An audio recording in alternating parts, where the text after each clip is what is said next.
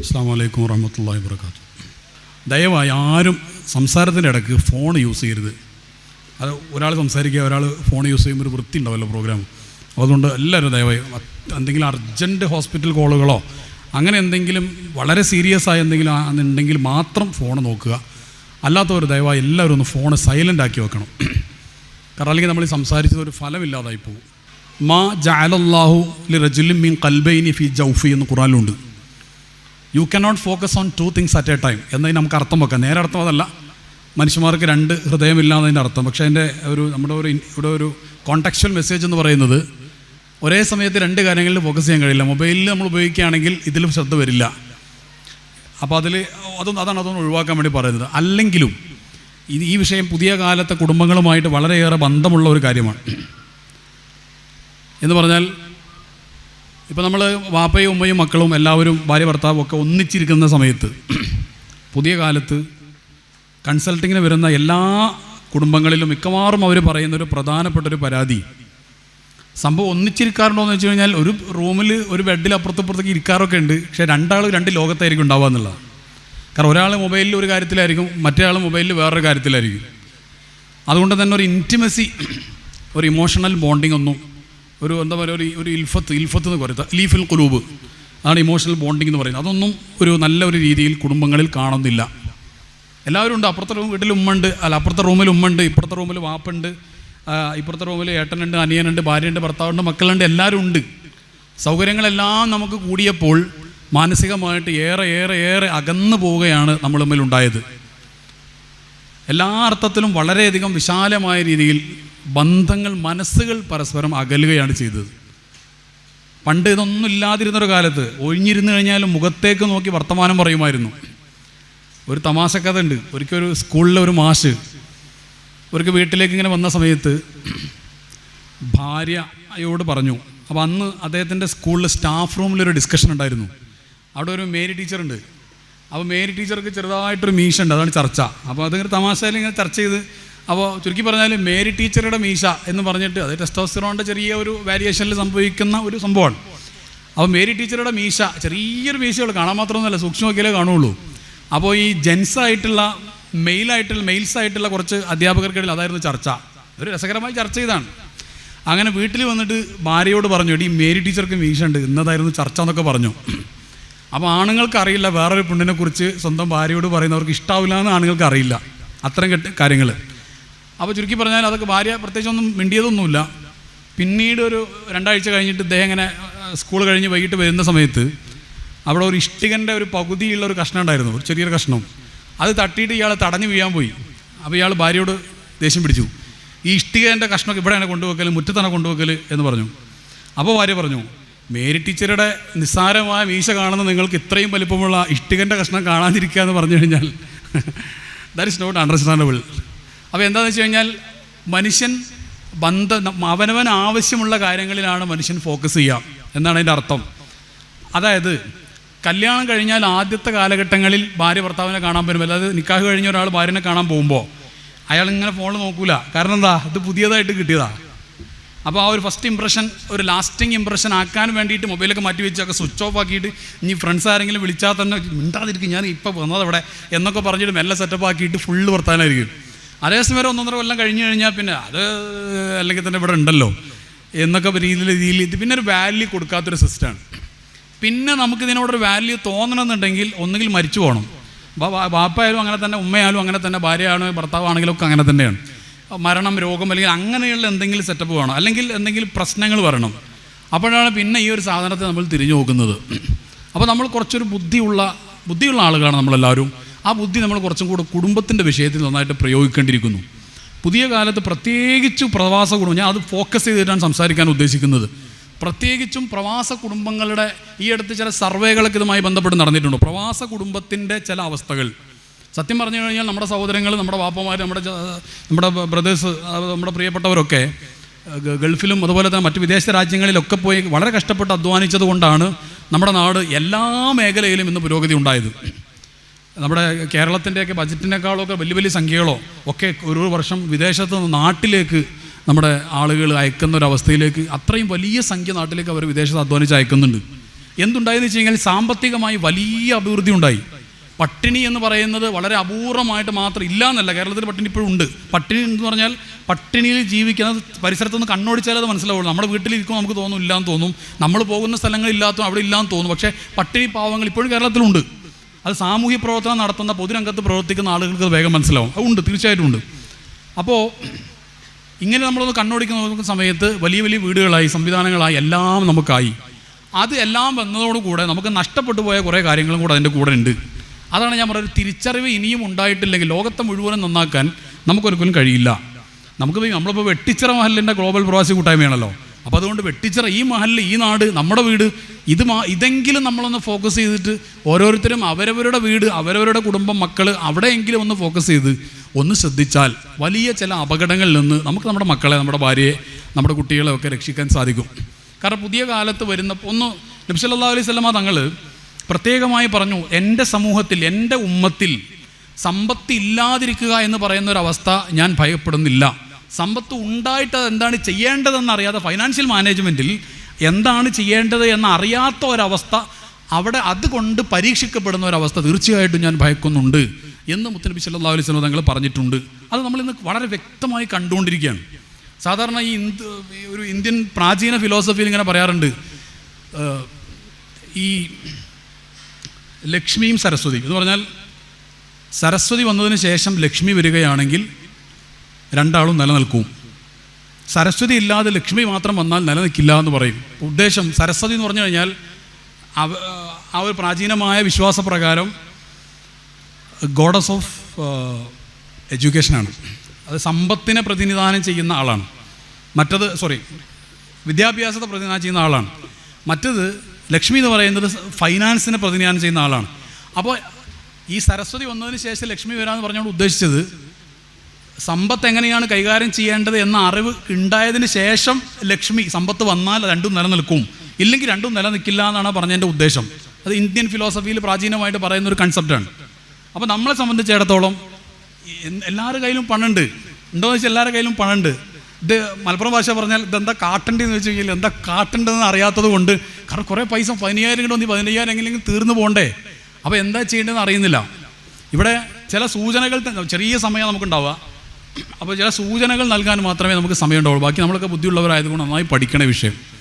ഒന്ന് രണ്ട് ഉദാഹരണങ്ങൾ ഞാൻ പറയാം. ഇതിൽ നമുക്ക് വന്നൊരു കാര്യം, ഞാൻ എപ്പോഴും പുരുഷന്മാരോട്, പ്രവാസ ലോകത്തുള്ള സുഹൃത്തുക്കളോട് ഞാൻ പറയാറുണ്ട്, 2-3 കാര്യങ്ങൾ ഞാൻ പോയിന്റുകൾ പറയാൻ ഉദ്ദേശിക്കുന്നത്. ഒന്നാമത്തെ കാര്യം എന്ന് വെച്ച് കഴിഞ്ഞാൽ, ഈ പ്രവാസ ലോകത്ത് ഒരു 80-90% ആളുകളും കഷ്ടപ്പെട്ടാണ് ജീവിക്കുന്നത്. ബാക്കി ഒരു 10-15, മാക്സിമം 20% ആളുകളാണ് നല്ല സൗകര്യമുള്ള ഫ്ലാറ്റിൽ, നല്ല സൗകര്യത്തോടു കൂടെ വില്ലകളിലൊക്കെ താമസിച്ച്, അത് തന്നെ കുടുംബത്തോടൊപ്പം താമസിക്കുന്നത് വളരെ കുറഞ്ഞ ശതമാനം മാത്രമാണ്.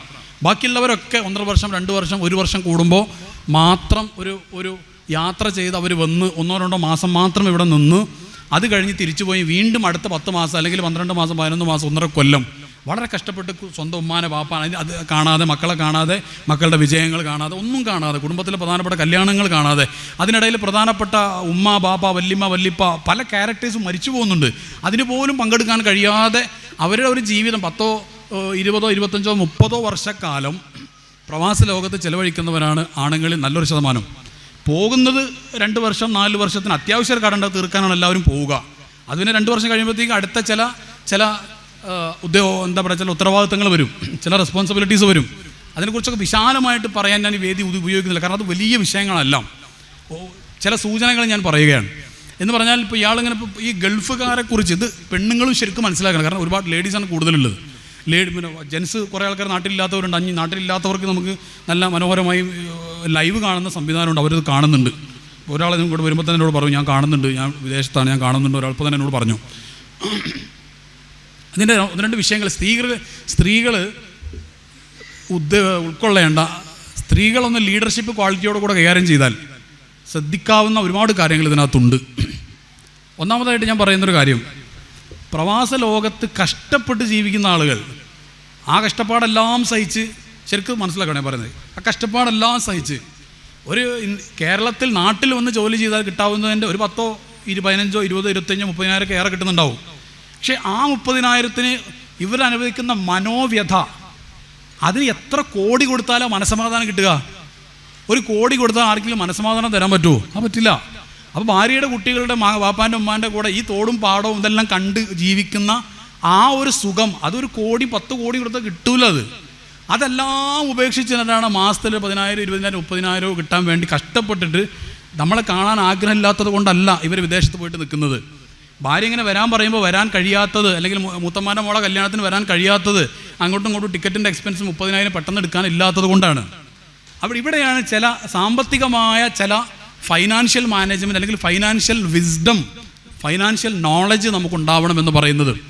ഇതിൽ ഒന്നാമതായിട്ട് ഞാൻ പറയുന്നത്, കഷ്ടപ്പെട്ട് ജോലി ചെയ്യുന്ന ആൾക്കാർ അല്ലാത്തവർ എല്ലാവരും ആദ്യം തന്നെ തീരുമാനിക്കേണ്ട ഒരു കാര്യം, എന്ന് ഞാൻ ഗൾഫിൽ നിന്ന് എക്സിറ്റ് അടിക്കുന്നു, ഇപ്പോൾ ഡേറ്റ് കുറിക്കണം. അപ്പോൾ നിങ്ങൾ പറയുന്നത് അത് പറയാൻ സുഖമാണ്, ചെയ്യാൻ പ്രയാസമാണെന്ന്. ചില ടിപ്സ് ഞാൻ പറയാം. അതായത് അല്ലെങ്കിൽ എന്താ സംഭവിക്കുക എന്ന് വെച്ച് കഴിഞ്ഞാൽ, നേരത്തെ ഞാൻ പറഞ്ഞതുപോലെ കല്യാണം കഴിഞ്ഞ് അല്ലെങ്കിൽ കല്യാണത്തിന് മുമ്പൊക്കെ ആയിട്ട് 2 വർഷത്തിന് പങ്ങളെ കല്യാണം കഴിച്ചതിൻ്റെ കടം തീർക്കാൻ വേണ്ടി, സ്ഥലം വാങ്ങാൻ വേണ്ടി, വീട് ഒന്നാക്കാൻ വേണ്ടി, ഇങ്ങനെ എന്തെങ്കിലുമൊക്കെ ഒരു ഓപ്ഷനൊക്കെ ആയിട്ട് ഇങ്ങനെ പോയതാണ്. അങ്ങനെ പോയിട്ട് പിന്നെ 4 വർഷമായി 5 വർഷമായി, അതിൻ്റെ ഇടയിൽ എന്തായിട്ടുണ്ടാവും, ഈ ഗൾഫുകാരെ ഞാൻ ചില കാര്യങ്ങൾ തുറന്നു പറയാം, അതൊന്നും വിചാരിക്കരുത്. ഇത് ഇങ്ങനെ പറയണം, അങ്ങനെ മനസ്സിലാവുള്ളത്. ഗൾഫുകാരെ നേരാക്കുന്ന പരിപാടി എല്ലാവർക്കും ഉണ്ട്. നേരാക്കാൻ വെച്ചാൽ സുറാത്തുൽ മുസ്തഖീമിലാക്കാന്നല്ല ഉദ്ദേശിച്ചത്, അവരെ ചൂഷണം ചെയ്യാമെന്ന് ഞാൻ ഉദ്ദേശിക്കുന്നത്. ഗൾഫുകാരായ ആളുകൾ, അതിപ്പോൾ കുടുംബത്തിലൊരാൾ ഒരു ഗൾഫ് പോയിട്ടുണ്ടെങ്കിൽ അത് കുഴപ്പമൊന്നും, എന്ത് പരിപാടി തീരുമാനിക്കുമ്പോഴും ആ ജബ്ബാറിനെ വിളിച്ചാൽ മതി, ജബ്ബാർ അയച്ചു തരും. ഞാൻ ഒരുപാട് തവണ വിദേശത്ത് പോയിട്ടുണ്ട്. 50-ലധികം തവണ ഞാൻ വിദേശത്ത് പോയിട്ടുണ്ട്. ഒരുപാട് രാജ്യങ്ങളിൽ ഞാൻ പോയിട്ടുണ്ട്. ഈ സൗദി ഇവരൊക്കെയും പോകാറുണ്ട്. കുവൈത്ത് അല്ലാത്ത 5 രാജ്യങ്ങളിൽ GCCയിൽ ഞാൻ പോയിട്ടുണ്ട്. അതല്ലാത്ത ഒരുപാട് രാജ്യങ്ങളിൽ ഞാൻ പോയിട്ടുണ്ട്. ഈ പ്രവാസ ലോകത്ത് ഞാൻ പോകുമ്പോൾ, ഞാൻ ആദ്യം 2009 ആദ്യമായിട്ട് വിദേശത്ത് പോയത്. അതിനുശേഷം ത്രൂഔട്ട് യാത്രകൾ തന്നെ. അപ്പോൾ ഞാൻ ആദ്യം പോയത് മുതൽ ഇങ്ങനെ ഒരു മരം അവിടെ ഉണ്ടോ നോക്കി. ഒരു മരം, നിങ്ങൾക്ക് മനസ്സിലാവും ഏതാ മരം? പൈസ ഉണ്ടാകുന്ന ദിർഹമൊക്കെ ഉണ്ടാകുന്ന മരം ഉണ്ടല്ലോ. നമ്മൾ പണ്ടൊക്കെ പറഞ്ഞു കേട്ടിരുന്ന അങ്ങനെ ഗൾഫ് പണം കായ്ക്കുന്ന മരമുണ്ട് എന്നൊക്കെ ആയിരുന്നു. അപ്പോൾ ഞാൻ കുറേ സ്ഥലത്ത് അബുദാബി, ദുബൈയിൽ, ഷാർജയിൽ, ഗോർഫക്കാലിലും എല്ലായിടത്തും അവിടെ ഒന്നും കാണുന്നില്ല. ജിദ്ദയിലും റിയാദിലും ദമ്മാമിലും ഒക്കെ നോക്കി, അവിടെ ഒന്നും ഇങ്ങനെ ഒരു മരം കാണുന്നില്ല. കാണുന്നത് എന്താണെന്ന് വെച്ചാൽ, ഞാൻ കുറേ റൂമുകളിൽ ഞാൻ പോയി നോക്കിയിട്ടുണ്ട്. ഒക്കെ അട്ടിക്കട്ടി കട്ടിൽ വെച്ച്, നാട്ടിൽ ഒരു വീടിൻ്റെ ഒരു റൂം എന്ന് പറഞ്ഞു കഴിഞ്ഞാൽ തന്നെ വലിയ സ്ക്വയർ ഫീറ്റ് ഉണ്ടാകും. ഒരു രണ്ട് റൂം ചേർന്നാൽ മറ്റവൻ്റെ ഒരു വീടിൻ്റെ അത്ര വലിപ്പം ഉണ്ടാവും. എന്നിട്ട് കഷ്ടപ്പെട്ടിട്ടാണ് ഇവർ ഗൾഫിൽ ജോലി ചെയ്യുന്നത്. അപ്പോൾ എന്നിട്ട് ഇവർ ഇത്രയധികം ഈ പ്രയാസപ്പെട്ട് വളരെ കഷ്ടപ്പെട്ട് കാര്യങ്ങളൊക്കെ ചെയ്ത് ജീവിക്കുന്ന ആളുകളാണ് പ്രവാസ ലോകത്ത് നമ്മൾ കാണുന്നത്. മാഷാ അല്ലാഹ്, നമ്മുടെ നിങ്ങളുടെ മഹല്ലിലുള്ള അല്ലേ, ഞങ്ങളീ മഹല്ല് തന്നെയല്ലേ, നിങ്ങൾ ഈ മഹല്ലുകാരനും കൂടായ സയ്യിദ്, അതാണ് നമ്മൾ കാണുന്നത്. അപ്പോൾ ഇവിടെ ഇതിന് വേറെ കാരണം കൂടെ ഉണ്ട് എൻ്റെ സുഹൃത്തുക്കളെ. എന്താ പറയുക, പ്രവാസ ലോകത്ത് നിന്ന് ലീവിന് നാട്ടിലേക്ക് വരുന്ന പ്രവാസികളെ ജനങ്ങളെങ്ങനെ കാണുന്നത്, ജനങ്ങളെ കുറ്റം പറഞ്ഞുകൊണ്ട് കാര്യമില്ല. ജനങ്ങളെങ്ങനെ കാണുന്നതെന്ന് വെച്ച് കഴിഞ്ഞാൽ, അവർ വരുന്നു നല്ല അത്രക്ക് പൂസിയിട്ട് പുതിയ കാറിൽ, ഇത് കടം വാങ്ങിയ പൈസ കൊണ്ട് റെൻറ്റിനെടുത്താന്നുള്ള നാട്ടുകാർക്ക് അറിയില്ല. എല്ലാവരും അങ്ങനെയാണെന്നല്ല, 90% അല്ലെങ്കിൽ 80% അങ്ങനെയാണെന്നാണ് പറയുന്നത്. കടം വാങ്ങിയ പൈസ കൊണ്ട് അല്ലെങ്കിൽ ഒപ്പിച്ചുണ്ടാക്കിയ പൈസ കൊണ്ട് റെൻറ്റിനെടുത്തിട്ട്, ഈ പ്രവാസിയുടെ സമയത്തിന് വിലല്ലേ. പ്രവാസിക്ക് ഒരു മാസം ലീവാണെങ്കിൽ അയാളിങ്ങനെ ബസ്സിന് കാത്തുനിന്ന് കിട്ടുന്ന വണ്ടിക്ക് പോകുന്ന അയാളുടെ സമയം തെരുവിൽ പോകും. അതുകൊണ്ട് അയാൾ കുറച്ച് സൗകര്യത്തിന് വേണ്ടി വണ്ടി റെൻറ്റിനെടുത്തെന്നിരിക്കും. പക്ഷേ ബാക്കിയുള്ളവരെന്താ വിചാരിക്കുന്നതെന്നറിയോ, ഇയാൾ ഫുള്ള് സെറ്റപ്പാണ്, നാട്ടിൽ വന്നു കഴിഞ്ഞാൽ അല്ല അത്രയൊക്കെ പൂസിയിട്ട് ആ വണ്ടിയിൽ ആ മറ്റേ കാറ്, ബൈക്ക്, എന്തൊക്കെ ഐറ്റംസ്, ഫ്രണ്ട്സ്, യാത്ര. അയാൾ അതെന്താ സംഭവം എന്നറിയോ, 1.5 കൊല്ലം കഷ്ടപ്പെട്ട് പണിയെടുത്തതിൻ്റെ ഒരാശ്വാസമാണ് ഇയാൾ തീർക്കുന്നത്. പക്ഷെ ജനങ്ങൾ വിചാരിക്കുന്നത് ഇയാൾക്ക് ഇതിനേക്കാൾ സുഖമായിരിക്കും ഗൾഫിൽ നിന്നാണ് വിചാരിക്കുക. ഇങ്ങനെ വിചാരം ജനങ്ങൾക്കുണ്ട്, ചില പെണ്ണുങ്ങൾക്കുണ്ടത്. ഞാൻ ഒക്കെ പറയും, നിങ്ങൾ എന്നോട് നോക്കിയിട്ടൊന്നും ഒരു കാര്യമില്ല, ഞാൻ ലാസ്റ്റ് കൂടെ പോയിക്കോളാം. അത് പറയാൻ പറ്റില്ല, പ്രകോപിതര എന്നേ കാട്ടും. അപ്പം അപ്പുറത്ത് കൂടെ പോയിക്കോളാം, എന്നാലും കുഴപ്പമില്ല. അല്ല സഹോദരിമാരെ, സ്നേഹം കൊണ്ട് പറയുകയാണ്. കാരണം എന്താ, എല്ലാം കഴിഞ്ഞ് ലാസ്റ്റ് ഞാൻ തമാശക്ക് പറയാം, PSC ടെസ്റ്റ് എന്ന് പറയാം. തമാശ ചെറിയൊരു വേദനയുള്ള വാക്കാണത്. പ്രഷറും ഷുഗറും കൊളസ്ട്രോളൊക്കെ ആയിട്ട് അങ്ങനെ ലാസ്റ്റ് അവിടുത്തെ അറബി പറയാണ്, ഈ ജോലിക്ക് വേണ്ട, ജോലിക്ക് നിങ്ങളെ പറ്റൂല, അതുകൊണ്ട് ഖുറൂജാക്കി തരാം എന്ന് പറഞ്ഞിട്ട് നിസ്സഹായനായിട്ട് ഇങ്ങോട്ട് ഞെട്ടറ്റ് വീഴുന്നൊരവസ്ഥ. എന്നിട്ട് അയാൾ വീട്ടുകാർക്കും വേണ്ട, നാട്ടുകാർക്കും വേണ്ട, പണ്ട് ഗൾഫിൽ നിന്ന് വരുമ്പോൾ സംഭാവനക്കും വേണ്ടി ഓടി വന്നിരുന്ന ആൾക്കാർക്കും വേണ്ട, പൈസ ഉണ്ടാവും എല്ലാവർക്കും വേണം. ഞാൻ ഒരാളെ കുറ്റപ്പെടുത്താൻ വേണ്ടി പറയല്ല, ഇത് പ്രവാസികളായ എൻ്റെ പ്രിയപ്പെട്ട സുഹൃത്തുക്കളും ശ്രദ്ധിക്കാൻ വേണ്ടി പറയാണ്. 2-3 പ്രധാനപ്പെട്ട കാര്യങ്ങൾ പറയാനുണ്ട്. ഒന്ന് ഞാൻ പറഞ്ഞതാണ്, ഈ പ്രവാസികളെ നാട്ടുകാർ കാണുന്നത് ഫുൾ സെറ്റപ്പിലാണ് കാണുന്നത്. അപ്പോൾ ഇവർ തോന്നുന്നത് എന്ത് വിഷയം ഉണ്ടെങ്കിലും ജബ്ബാറിനെ വിളിച്ചാൽ മതി. ജബ്ബാർ ഇത് എന്ത് കാട്ടിയിട്ടാണ് ഇവിടെ നാട്ടിൽ വന്ന് കടം വാങ്ങിയിട്ട് കഷ്ടപ്പെട്ടിട്ട്, അവൻ മൂത്താപ്പ പറഞ്ഞതല്ലേ എന്ന് വിചാരിച്ചിട്ട് ജബ്ബാർ എന്താ ചെയ്യും, 10,000 അയച്ചു കൊടുക്കും. അപ്പോഴാണ് മൂത്താപ്പാക്ക് അവിടെ, അതെല്ലാവരും അറിയാം ജബ്ബാർ അയച്ചാണെന്ന് അറിയും. അപ്പം ഇവരെന്താ ഈ അപ്പോൾ അടുത്ത ആൾ പെങ്ങളെ അല്ലെങ്കിൽ എന്തോ ഒരു ഇളച്ചിൻ്റെ എന്തോ ഒരു വകുപ്പുണ്ട്, അവിടെ എന്തോ ഒരു പ്രശ്നം ഉണ്ടാവും. അവിടെ അപ്പോൾ ഒരു ഉലുഹിയത്ത് എന്തോ ഒരു സംഗതി, ഉലുഹിയത്തല്ല ആക്കി കറക്കാനോ എന്തോ ഒരു പൈസ ഉണ്ടാവില്ല. അപ്പോൾ അവിടെ അങ്ങോട്ട് വിളിക്കും. അപ്പോൾ 15,000 രൂപ അങ്ങോട്ട് അയച്ചു കൊടുത്തു. ഇനിയിപ്പോൾ ആദ്യമായിട്ട് ഒരു പറഞ്ഞല്ലേ ഗൾഫിൽ പോയിട്ട് ആദ്യമായിട്ടൊരു ആവശ്യമായി എങ്ങനെ ഒഴിവാക്കുക, അങ്ങനെ അത് പറഞ്ഞു കൊടുത്ത് ഇങ്ങനെ അങ്ങോട്ട് പറഞ്ഞിട്ട് ചങ്ങാതിക്ക് പിന്നെ നാട്ടിൽ നിന്ന് കോൾ വരാറുണ്ട്. ബേജാറായിരിക്കും. കാരണം എന്താ, അവിടെ 10,000 കൊടുക്കാനുണ്ടാവും, അതിനായിരിക്കും. ഇവിടുത്തെ 15,000-ന് വേണ്ടിയിട്ടായിരിക്കും. പിന്നെ അങ്ങനെ വന്ന് ഭാര്യൻ്റെ അനിയത്തിനെ കെട്ടിച്ച വീട്ടിലെ നാത്തൂനെ കെട്ടിച്ച വീട്ടിൽ അനിയത്തിൻ്റെ അപ്പുറത്തെ വീട്ടിൽ പാലുണ്ടെന്ന കുട്ടിൻ്റെ വിഷയത്തിന് അടക്കം ചങ്ങായി സഹായിക്കേണ്ടി വരും. ആ ഒരു അവസ്ഥയിലേക്ക്. പിന്നെ ഇതിനടുത്ത വേറെ വിഷയം എന്താണെന്ന് അറിയോ, നാട്ടിലേക്ക് പൈസ വെച്ചിട്ട് 10,000 അയച്ചാൽ 15,000 അയച്ചാൽ നാട്ടിലുള്ളവരെന്താ വിചാരിക്കാന്നറിയോ, ഇതിൻ്റെ ഒരു 10 ഇരട്ടി അവിടെ അട്ടി വെച്ചിട്ടാണ് ഇത്ര അയക്കുന്നുണ്ടാവുന്ന. നാട്ടിലേക്ക് പോകുന്ന 20,000 അയക്കാൻ പറ്റണം എന്നുണ്ടെങ്കിൽ ഓൻ എന്തായാലും ഒരു 2 ലക്ഷമൊക്കെ അവിടെ എടുത്തിട്ടുണ്ടാവും, അല്ലെങ്കിൽ 1.5 ലക്ഷമെങ്കിലും എടുത്ത് വെക്കാതെ പുത്ര അയക്കൂല എന്നാണ്. അതായത് ഞാൻ ഇത് കുറേ ഞാൻ ചില സർവേയിലൊക്കെ പങ്കെടുത്തിട്ടുണ്ട്. അതുകൊണ്ടാണ് പറയുന്നത്, പല ആൾക്കാർ ചില സ്വന്തം ഉപ്പമാരടക്കം എന്നിട്ടല്ലേ ബാക്കിയുള്ളവർ സ്വന്തം ഉപ്പമാരടക്കം വിചാരിക്കണം എന്താ അറിയോ, ഓന് വേറെ അക്കൗണ്ട് ഉണ്ട്, ആ അക്കൗണ്ടിലൊക്കെ എടുത്ത് വെക്കേണ്ടത്. നിങ്ങൾ ഇനിയെങ്കിലും ഒന്ന് തുറന്ന് പറയാം, വേറെ അക്കൗണ്ട് ഇല്ല എന്ന് പറഞ്ഞേക്ക്. കാരണം ആ അക്കൗണ്ട് കണ്ടിട്ടാണ് ഇവർ ഈ ചോദ്യം മുഴുവനും വരുന്നത്. സത്യം പറഞ്ഞാൽ ഈ മാസത്തെ എക്സ്പെൻസ് മീറ്റ് ചെയ്യാനും ഇയാളുടെ മറ്റേ പുതുക്കാനുള്ള പൈസയും അവിടെ വേറെ സംഗതി കിട്ടാനുള്ള പൈസയും ഇതെല്ലാം കൂടെ കൂട്ടിയിട്ട് 25,000 കടം വാങ്ങിയിട്ടായിരിക്കും ചിലപ്പോൾ ഈ മാസത്തെ പൈസ അയച്ചിട്ടുണ്ടാവുക. അത് നാട്ടിലുള്ള ആൾക്കാരത് മൈൻഡ് ചെയ്യുന്നില്ല. ഇവിടെ എൻ്റെ എൻ്റെ സഹോദരങ്ങളോട് പറയാനുള്ള കാര്യം, നോ പറയേണ്ടിടത്ത് സന്തോഷത്തോടെ നോ പറയാം.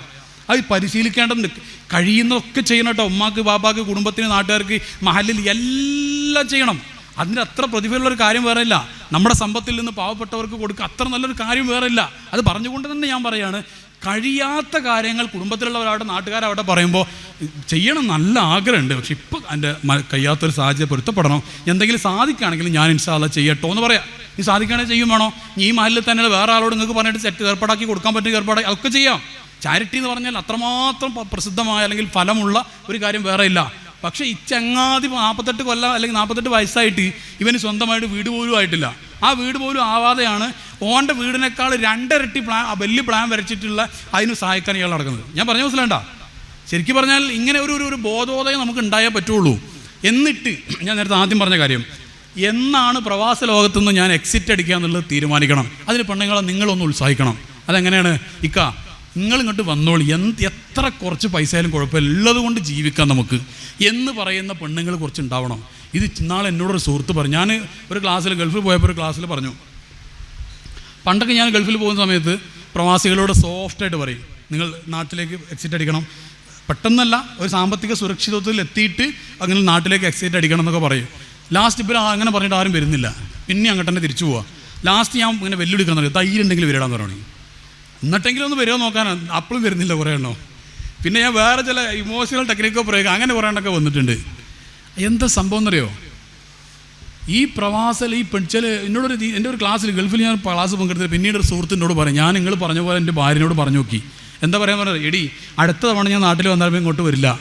അത് എനിക്കറിയാം, ആൾക്ക് നാട്ടിൽ വന്നാലും ഒരു 10, 20, 25, 30,000 രൂപ അതുണ്ടാക്കുന്ന കഴിയുന്ന ആളെ നിങ്ങൾക്ക് അറിയാം. അതുകൊണ്ടാണ് ഞാൻ അവിടെ പറഞ്ഞത്, നിങ്ങൾ അയാൾക്ക് അവിടെ കിട്ടണം 50,000. ഇവിടെ അതിന് ചിലവെല്ലാം കൂടി കഴിച്ചാൽ ആ 30,000 തന്നെ ബാക്കിയുള്ളൂ. അത് ഇയാൾ ചിന്തിക്കുന്നില്ല. അവിടെ ഗൾഫ് ഇങ്ങനെ പോവുകയാണ്. അപ്പോൾ അത് ബോധ്യപ്പെട്ടത് കൊണ്ട് അയാളോട് ഞാൻ പറഞ്ഞത്, അത് ഇൻഡിവിജ്വലി പറഞ്ഞാണ് അയാളോട്, നിങ്ങൾ ഇത് പറഞ്ഞോളിന്ന് പറഞ്ഞ്. അപ്പോൾ അയാളെ ഭാര്യയോട് അയാൾ പറഞ്ഞു, എടേ ഞാൻ നാട്ടിലേക്ക് വരികയാണ്, 40-45 വയസ്സ് പ്രായം എനിക്ക്. അയാൾ പറഞ്ഞു നാട്ടിലേക്ക് വരിക കേട്ടോ, ഞാൻ എന്നും നിൻ്റെ കൂടെ ഉണ്ടാവും എന്ന് പറഞ്ഞപ്പോൾ ഇയാൾ പ്രതീക്ഷിച്ചെന്താണെന്ന് അറിയാം, ഹൈക്കാ ഈ ഒരു വാക്കിന് വേണ്ടി ഞാൻ കാത്തിരിക്കായിരുന്നു എന്നാണ് പ്രതീക്ഷിച്ചത്. പക്ഷേ ഈ തള്ളാതെ ഇന്ന് പറയണ്ട, എനിക്കറിയില്ല ആ സാധ്യത മൈക്കല്ലത് അല്ലെങ്കിൽ പറയുന്നേ. ആ പെണ്ണ് പറയാണത്ര, അല്ല നിങ്ങൾ പെട്ടെന്ന് നാട്ടിലേക്ക് വന്നാൽ നമ്മളെ മോളെ കെട്ടിച്ചിട്ട് നമ്മളെ മോളെ കല്യാണം കൂടി കഴിഞ്ഞിട്ട് വന്നാൽ മതി. മോൾക്ക് എത്ര വയസ്സാണെന്നറിയോ, 5.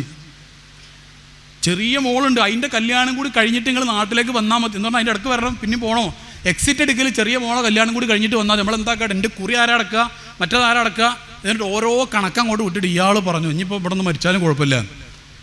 ഇതാണ് ഞാൻ പറയുന്നത്. ചില പെണ്ണുങ്ങൾ, ചില സ്ത്രീകൾ നന്നായിട്ട് ഭർത്താക്കന്മാരെ സപ്പോർട്ട് ചെയ്യുന്നവരുണ്ട്. പക്ഷേ ഞാൻ നേരത്തെ പറഞ്ഞതുപോലെ സരസ്വതി ഇല്ലാത്തതിൻ്റെ പ്രശ്നം നന്നായിട്ട് ഈ വിഷയത്തിലുണ്ട്. ഇതെന്താണ് അങ്ങനെയാണ് മാനേജ് ചെയ്യേണ്ടതെന്ന് അറിയാത്തത് കൊണ്ടുള്ള പ്രശ്നമുണ്ട്. പൈസ ഇതെന്താ പറയുക, കുടുംബത്തിൻ്റെ അടിസ്ഥാനപരമായ ഇത് ക്ലിയർ ആണെങ്കിൽ സമ്പത്തിൻ്റെ മേഖല ക്ലിയർ ആവണം. അവിടെ എന്താ ഒരു നല്ല പെണ്ണിൻ്റെ അടയാളം എന്താണെന്നറിയോ, ഭർത്താവിന് എത്രയാണ് ശമ്പളമുള്ളത് അതിനനുസരിച്ച് ജീവിക്കാൻ പഠിക്കണം. നിങ്ങൾ ഏട്ടത്തിൻ്റെ ഭർത്താവിൻ്റെ വീട് അല്ലെങ്കിൽ അനിയത്തിൻ്റെ ഭർത്താവ് അയക്കുന്ന പൈസ, കോസ്റ്റ്യൂംസ്, ഇതെല്ലാം കൂടി നോക്കിയിട്ട് നിങ്ങളുടെ ഭർത്താവിനെ വിലയിരുത്തരുത് ദയവായിട്ട്. നിങ്ങളുടെ ഭർത്താവിന് എത്രയാണോ സാമ്പത്തിക ശേഷി ഉള്ളത് അതിനനുസരിച്ചിട്ട് നിങ്ങളുടെ സ്വന്തം ഭർത്താവിൻ്റെ ഏട്ടൻ്റെ അനിയൻ്റെ ഒന്നും നിങ്ങൾ നോക്കരുത്. നിങ്ങളുടെ ഭർത്താവിന് എത്രയാണ് സമ്പത്തുള്ളത് അതിനനുസരിച്ച് ജീവിക്കാൻ, അതിനനുസരിച്ച് മക്കളെ പ്രാപ്തരാക്കാൻ കഴിയണം നമുക്ക്. എന്നാണ് ഒരു പ്രവാസി ഉമ്മ പറഞ്ഞാൽ പ്രവാസ ഭർത്താവിൻ്റെ നാട്ടിലുള്ള ഉമ്മ ഒരു ഭാര്യ എന്നോട് പറയാം, ആ മോന് ഏതോ ഒരു ബ്രാൻഡ് പറഞ്ഞു, മോന് ബ്രാൻഡ് സാധനം വാങ്ങണമെന്ന് പറഞ്ഞു, ഷൂ ഒക്കെ വാങ്ങണമല്ലോ പെരുന്നാൾക്ക്. അപ്പോൾ അങ്ങനെ കുറച്ച് മുമ്പ് പറഞ്ഞതാ, അപ്പോൾ ഷൂ ഒക്കെ വാങ്ങണം, ഡ്രസ്സൊക്കെ വാങ്ങണം. അപ്പോൾ ഇവൻ ഏതോ ഒരു കമ്പനീൻ്റെ പേര് പറഞ്ഞെടുത്തു, അത് വാങ്ങണമെന്ന് പറഞ്ഞു. ഈ വാപ്പ 10,000 രൂപ അയച്ചു കൊടുത്തിട്ടുണ്ട്. പിന്നെ ഭാര്യക്കും 2-3 കുട്ടികളുണ്ട്, അവർക്കൊക്കെ ഡ്രസ്സ് എടുക്കാൻ വേണ്ടി 10,000 രൂപ അയച്ചു കൊടുത്തിട്ടുണ്ട്. ഒരു മാന്യമായ ഡ്രസ്സ് എടുക്കാനുള്ള പൈസ അതുണ്ട്. പക്ഷേ ഈ കുട്ടി ഓനോ ബ്രാൻഡിൻ്റെ പേര് പറഞ്ഞ് കടയിൽ പോയി നോക്കുമ്പോൾ ഓൻ്റെ ഷൂന് എന്നിട്ട് 3000 രൂപ, ലീക്കൂർപ്പുറോ അങ്ങനെ എന്തോ ഒരു പേര് പറഞ്ഞു, അതിൻ്റെ ഷൂ ആണ് വേണ്ടതെന്ന് പറഞ്ഞു. പിന്നെ ഓൻ പീറ്റർ ഇംഗ്ലണ്ടിൻ്റെയും പിന്നെ ഈ മാനൂസനും എൽപിൻ്റെ ഷർട്ടും ബാക്കി അതിൻ്റെ ഇതെല്ലാം കൂടി എടുക്കാൻ ഓൻ ആ 12,000 രൂപ ഓൻ പറഞ്ഞ സാധനത്തിന് തന്നെ വേണമെന്ന്. ഇവിടെ എന്താ ശ്രദ്ധിക്കേണ്ടത്, ഈ ബ്രാൻഡിനെ കുറിച്ച് പറയുകയാണെങ്കിൽ വേറെ കുറേ കാര്യങ്ങൾ പറയാറുണ്ട്. അത് ഒരു തരം മാനിയാണ് ശരിക്കും. അത് നിങ്ങൾ ആ ടെക്സ്റ്റൈൽസ് മേഖലയിൽ ബിസിനസ് അറിയുന്ന ആൾക്കാർക്ക് വേഗം മനസ്സിലാവും. ഗുജറാത്ത് പോയാൽ മതി, അവിടെ ഒരു മോഡൽ ഡ്രസ്സ് ഉണ്ടാക്കിയിട്ട് ഒരു അമ്പത് എടുക്കും ഇങ്ങോട്ട്, അതേ അതിൽ തന്നെ വേറെ കുറച്ച് അടിച്ചിട്ട് ഇങ്ങോട്ട്. അതാണ് ഈ സംഭവം. അത് ഇവിടെ ഓരോരുത്തരുടെ സാമ്പത്തികാവസ്ഥക്കനുസരിച്ച് നല്ല വസ്ത്രം ധരിക്കേണ്ടതെന്നല്ല ഈ പറയുന്നത്, ധരിക്കണം വേണ്ടത്. മൻ നല്ലഫ തൗബഹു കല്ല ഹമ്മുഹു എന്ന് ഇമാമുന ഷാഫി റളിയല്ലാഹു അൻഹു പറഞ്ഞിട്ടുണ്ട്. ആരെങ്കിലും നല്ല വസ്ത്രം ധരിച്ചാൽ അയാളുടെ ടെൻഷൻ റെഡ്യൂസ്ഡ് ആണെന്ന്. അത് ധരിക്കുകയാണ് വേണ്ടത്. പക്ഷേ സാമ്പത്തിക സ്ഥിതിയുടെ ഉള്ളിലൊന്നുമുണ്ട്, അല്ലെങ്കിൽ കുട്ടികൾക്ക് സാമ്പത്തികമായ ബോധം ഉണ്ടാവില്ല. അതാണ് സംഭവിച്ചുകൊണ്ടിരിക്കുന്നത്. അപ്പോൾ കുട്ടികളുടെ ബ്രാൻഡ്, ആ ഒരു സാധനത്തെ, അത് ഈ ബ്രാൻഡ് മാനിയൻ്റെ പിന്നാലെ പോകുന്ന ആളുകൾ മനസ്സിലാക്കേണ്ട ഒരു കാര്യമുണ്ട്. അതിൻ്റെ ഉള്ളിലൊരു ഇൻഫീരിയോറിറ്റി കോംപ്ലക്സ് വർക്ക് ചെയ്യുന്നുണ്ട്. എന്താണെന്നറിയോ, ഞാൻ ഒറ്റയ്ക്ക് ആൾക്കാരുടെ ഇടയ്ക്ക് പോയാലും ആൾക്കാർ എന്നെ മൈൻഡ് ചെയ്യൂല, അതിന് മാത്രം ഞാനില്ല. അപ്പോൾ ഇവിടെ ഒരു എംബിളുള്ള ഒരു ഷർട്ട് ഇട്ട് പോയാൽ എംബളത്തിനൊരു ബഹുമാനം കിട്ടും, ഞാൻ പോരാ എന്നുള്ളൊരു ഇൻഫീരിയോറിറ്റി കോംപ്ലക്സ് അതിൻ്റെ ഉള്ളിലുണ്ട്. കോൺഫിഡൻസ് ഇല്ലായ്മയാണത്. അത് ട്രീറ്റ് ചെയ്തിട്ട് ക്ലിയർ ആക്കാൻ വേണ്ടി ഇവന് 10,000 രൂപേൻ്റെ ഷർട്ട് ഇട്ടും കാര്യമില്ല. കുറച്ച് മുമ്പ് എൻ്റെ അടുത്തൊരു പെണ്ണ് ഒരാണും കൗൺസിലിങ്ങിന് വന്നു. എന്നിട്ട് ആ പെണ്ണിനോട് പറഞ്ഞ കംപ്ലയിൻറ്റ് എന്താണെന്നറിയോ, സാറേ എൻ്റെ ഉപ്പ ധരിക്കുക, രണ്ടാളും വലിയ സാമ്പത്തിക ശേഷിയുള്ള ടീമാണ്. അപ്പോൾ ഇവർ പറഞ്ഞതെന്ന് വെച്ചാൽ എൻ്റെ ഭർത്താവ് എൻ്റെ ഉപ്പ ധരിക്കുന്ന അത്രയും നല്ല ഡ്രസ്സൊന്നും ധരിക്കുന്നില്ല. രണ്ടാളും കോടീശ്വരന്മാരാണ്, രണ്ട് വീട്ടിലും മെൻസും ഇങ്ങനെ കോടിയും കാറുകളൊക്കെ ഉള്ള വലിയ കോടീശ്വരന്മാരാണ്. അപ്പോൾ ഇവർ പറയാണ്, ഈ പെണ്ണ് പറയാണ്, എൻ്റെ ഉപ്പ ധരിക്കുന്ന പോലെ ഉള്ള മാന്യമായ വസ്ത്രമൊന്നും എൻ്റെ ഭർത്താവ് ധരിക്കുന്നില്ല, സമ്പത്ത് ഉണ്ടായിട്ടും ധരിക്കുന്നില്ല. അപ്പോൾ ഞാൻ ഭർത്താവിനോട് ചോദിച്ചു, ഇയാൾ പറയാം, സാറേ എൻ്റെ ഓരോ ഷർട്ടിനും 3,000-4,000 രൂപ വിലയാണ്. ഓളം വാപ്പ ധരിക്കുന്നത് 15,000-20,000 ഷർട്ടാണ്. സമ്പത്തുണ്ട്. ഇയാൾ എനിക്ക് വേളെ ഭയങ്കര ഇഷ്ടപ്പെട്ടു. ആ ചെറുപ്പക്കാരനാൾ നല്ല ബിസിനസ് ഉണ്ട്, ചെയിൻ ബിസിനസ്. അത് ചെയിൻ ബിസിനസ് മണി ചെയിൻ അല്ല കേട്ടോ, ഒരുപാട് ഷോപ്പുള്ള അങ്ങനെ വലിയ ബിസിനസ്സിൻ്റെ ഉടമയാണ് ആൾ. അയാളുടെ വാപ്പ തുടങ്ങിയതാണ്, ഇയാളാണ് ഇപ്പോൾ അതിൻ്റെ ഓൾ ഇൻ ഓൾ. ഇയാൾക്കത് വാങ്ങാൻ, ഇയാളെന്ന് ചോദിക്കുകയാണ്, സാറേ ആ പൈസ പാവങ്ങൾക്ക് കൊടുത്തൂടെ, ആ പൈസ വേറെ ആക്കി കൊടുത്തു. എനിക്ക് മാന്യമായൊരു വസ്ത്രം ഉണ്ട്, ആ വസ്ത്രം ധരിച്ചിട്ട് അതിലൊരു കുഴപ്പമില്ലേന്, അത് ബ്രാൻഡഡ് ആണ്. ഞാൻ ഈ പറഞ്ഞ എൽപിയും പീറ്ററിംഗിൽ ഇങ്ങനെ സാധനങ്ങൾ തന്നെ പിന്നെ അതന്നെയാണ് ധരിക്കുന്നത്.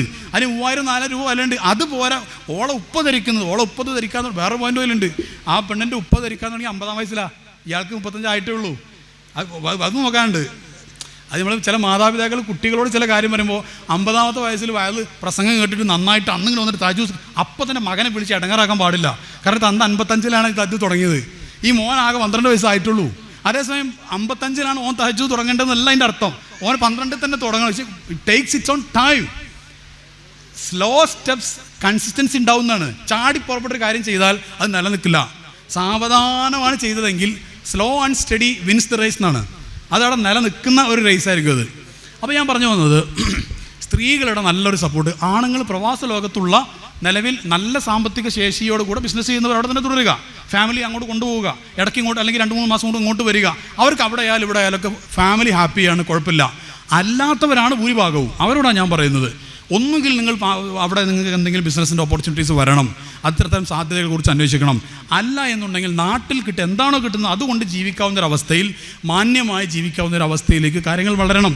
ഈ റിമോട്ട് പാരൻറ്റിങ് കൊണ്ടുള്ള ഒരുപാട് പ്രശ്നങ്ങൾ പുതിയ കാലത്തുണ്ട്. റിമോട്ട് പാരൻറ്റിങ് എന്ന് പറഞ്ഞാൽ റിമോട്ട് പാരൻറ്റിങ് അല്ലെങ്കിൽ സിംഗിൾ പാരൻറ്റിങ് രണ്ടും പറയാം.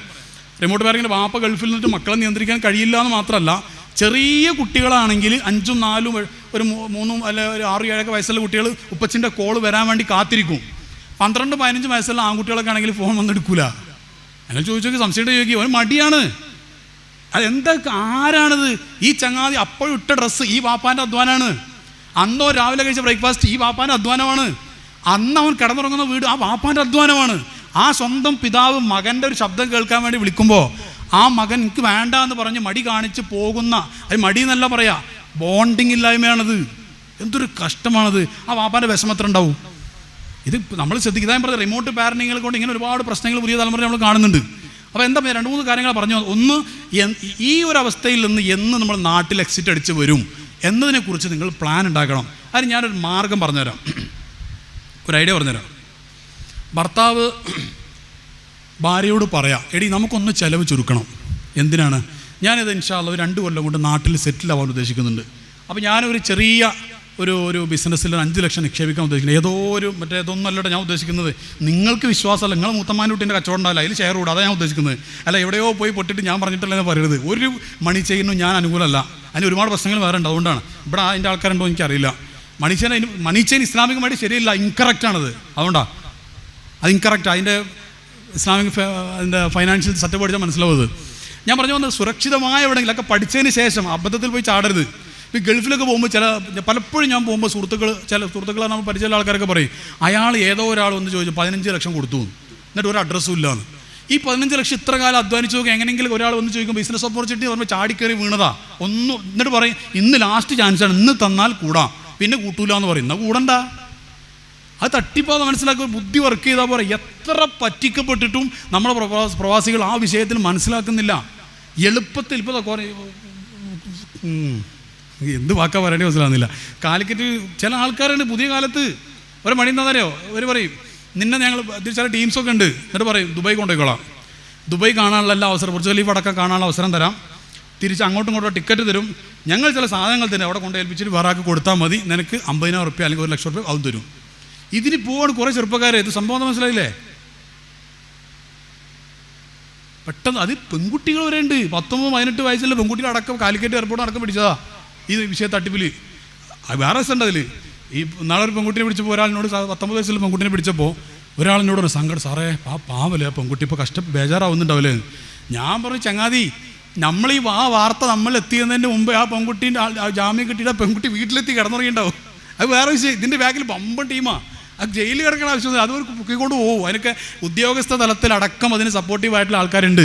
ഇതെന്താ പറഞ്ഞതെന്നറിയോ, നമ്മൾ ജീവിക്കുന്ന നമ്മുടെ ഒരു ബേസിക് ഒരു എക്കണോമിക് സോഴ്സ് കറക്റ്റ് അല്ലെങ്കിൽ, ഹലാൽ അല്ലെങ്കിൽ അതിൽ നിന്നുണ്ടാകുന്ന മക്കൾ, ആ ഹലാലല്ലാത്ത പൈസ ഭക്ഷണം കഴിക്കുന്നവർ, വസ്ത്രം ധരിക്കുന്നവർ, അതിൽ ബറക്കത്തുണ്ടാവില്ല. കുറേ ഉണ്ടാവുക എന്നുള്ളതല്ല, ഉള്ളത് അള്ളാഹ്ക്ക് പൊരുത്തമുള്ളതാവുക എന്നുള്ളതാണ് പോയിന്റ്. വി ഡു ഹറക്ക, അള്ളാഹ് ഗിവ്സ് ബറക്ക എന്നാ. നമ്മൾ എന്താ പറയുക, എല്ലാ കാര്യങ്ങളും നമ്മൾ ആക്ടിവിറ്റീസൊക്കെ നമ്മൾ ചെയ്യാം. ബറക്ക അള്ളാഹു തരേണ്ട ഒരു സംഭവമാണ്. അതെന്ത് വേണം, അള്ളാഹ്ക്ക് പോരും. പട്ടിണി കിടന്നാലും ശരി, പലിശ ഉപയോഗിക്കാൻ തീരുമാനിക്കണോ? ഇപ്പോൾ കല്യാണങ്ങളൊക്കെ നടക്കുന്നത് എങ്ങനെയാണ്? ഒന്ന് ആലോചിച്ച് നോക്കിയാൽ കല്യാണങ്ങൾ നടക്കുന്നത് എങ്ങനെ? എല്ലാവർക്കും സ്റ്റാറ്റസാണ്. എൻ്റെ കല്യാണത്തിന് ഇപ്പം നാളെ ഒരാൾ എന്നോട് പറഞ്ഞു, ഒരു വിഷയത്തിൽ സംസാരിച്ചപ്പോൾ എന്നോട് പറഞ്ഞാണ്, അയാൾ കുറേ വലിയ ബിസിനസ് മാഗ്നറ്റുകളായ ആളുകളുടെ പേര് പറഞ്ഞിട്ട് എന്നോട് പറഞ്ഞു, അവരൊക്കെ എൻ്റെ മോളെ കല്യാണത്തിന് വന്നിട്ടുണ്ട് പറഞ്ഞു. ഞാൻ ലാസ്റ്റ് ചോദിച്ചു, ആ നാട്ടിലെ പാവപ്പെട്ടവർ എത്ര ആൾക്കാർ വന്നിരുന്നു ചോദിച്ചു.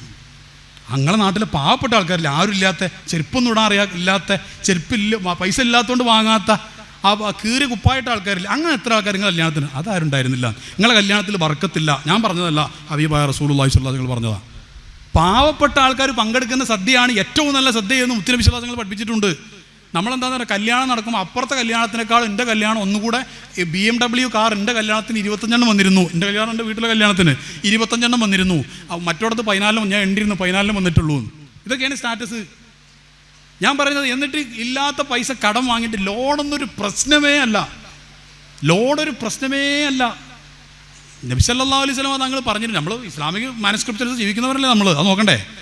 പലിശ എന്ന് പറഞ്ഞു കഴിഞ്ഞാൽ ഇത് മനസ്സിലാക്കണം നിങ്ങൾ, ഒരു പ്രശ്നമില്ല. അനങ്ങിയ ലോണ് അല്ലെങ്കിൽ പണയം വെക്കുക, ഇത് എന്തിനാന്നുള്ളത് വേറെ ഒന്ന്. ഇത് പണയം വെക്കുന്നുള്ള പ്രശ്നം ഒന്ന്, മറ്റൊന്നത് എന്തിനാന്നുള്ളത് വേറെ പ്രശ്നം. എന്നിട്ട് ഇതിൻ്റെ പേരിൽ ഭാര്യയും ഭർത്താവും തല്ലുകൂടിയുള്ള സമാധാനം മുഴുവനും പോവുക ചെയ്യുന്നത്. വീടെടുക്കുന്ന സമയത്ത് വരെ ഇത്തരം കാര്യങ്ങൾ നമ്മൾ ശ്രദ്ധിക്കുന്നില്ല. ഞാൻ ചില ഉദാഹരണങ്ങൾ പറയാം.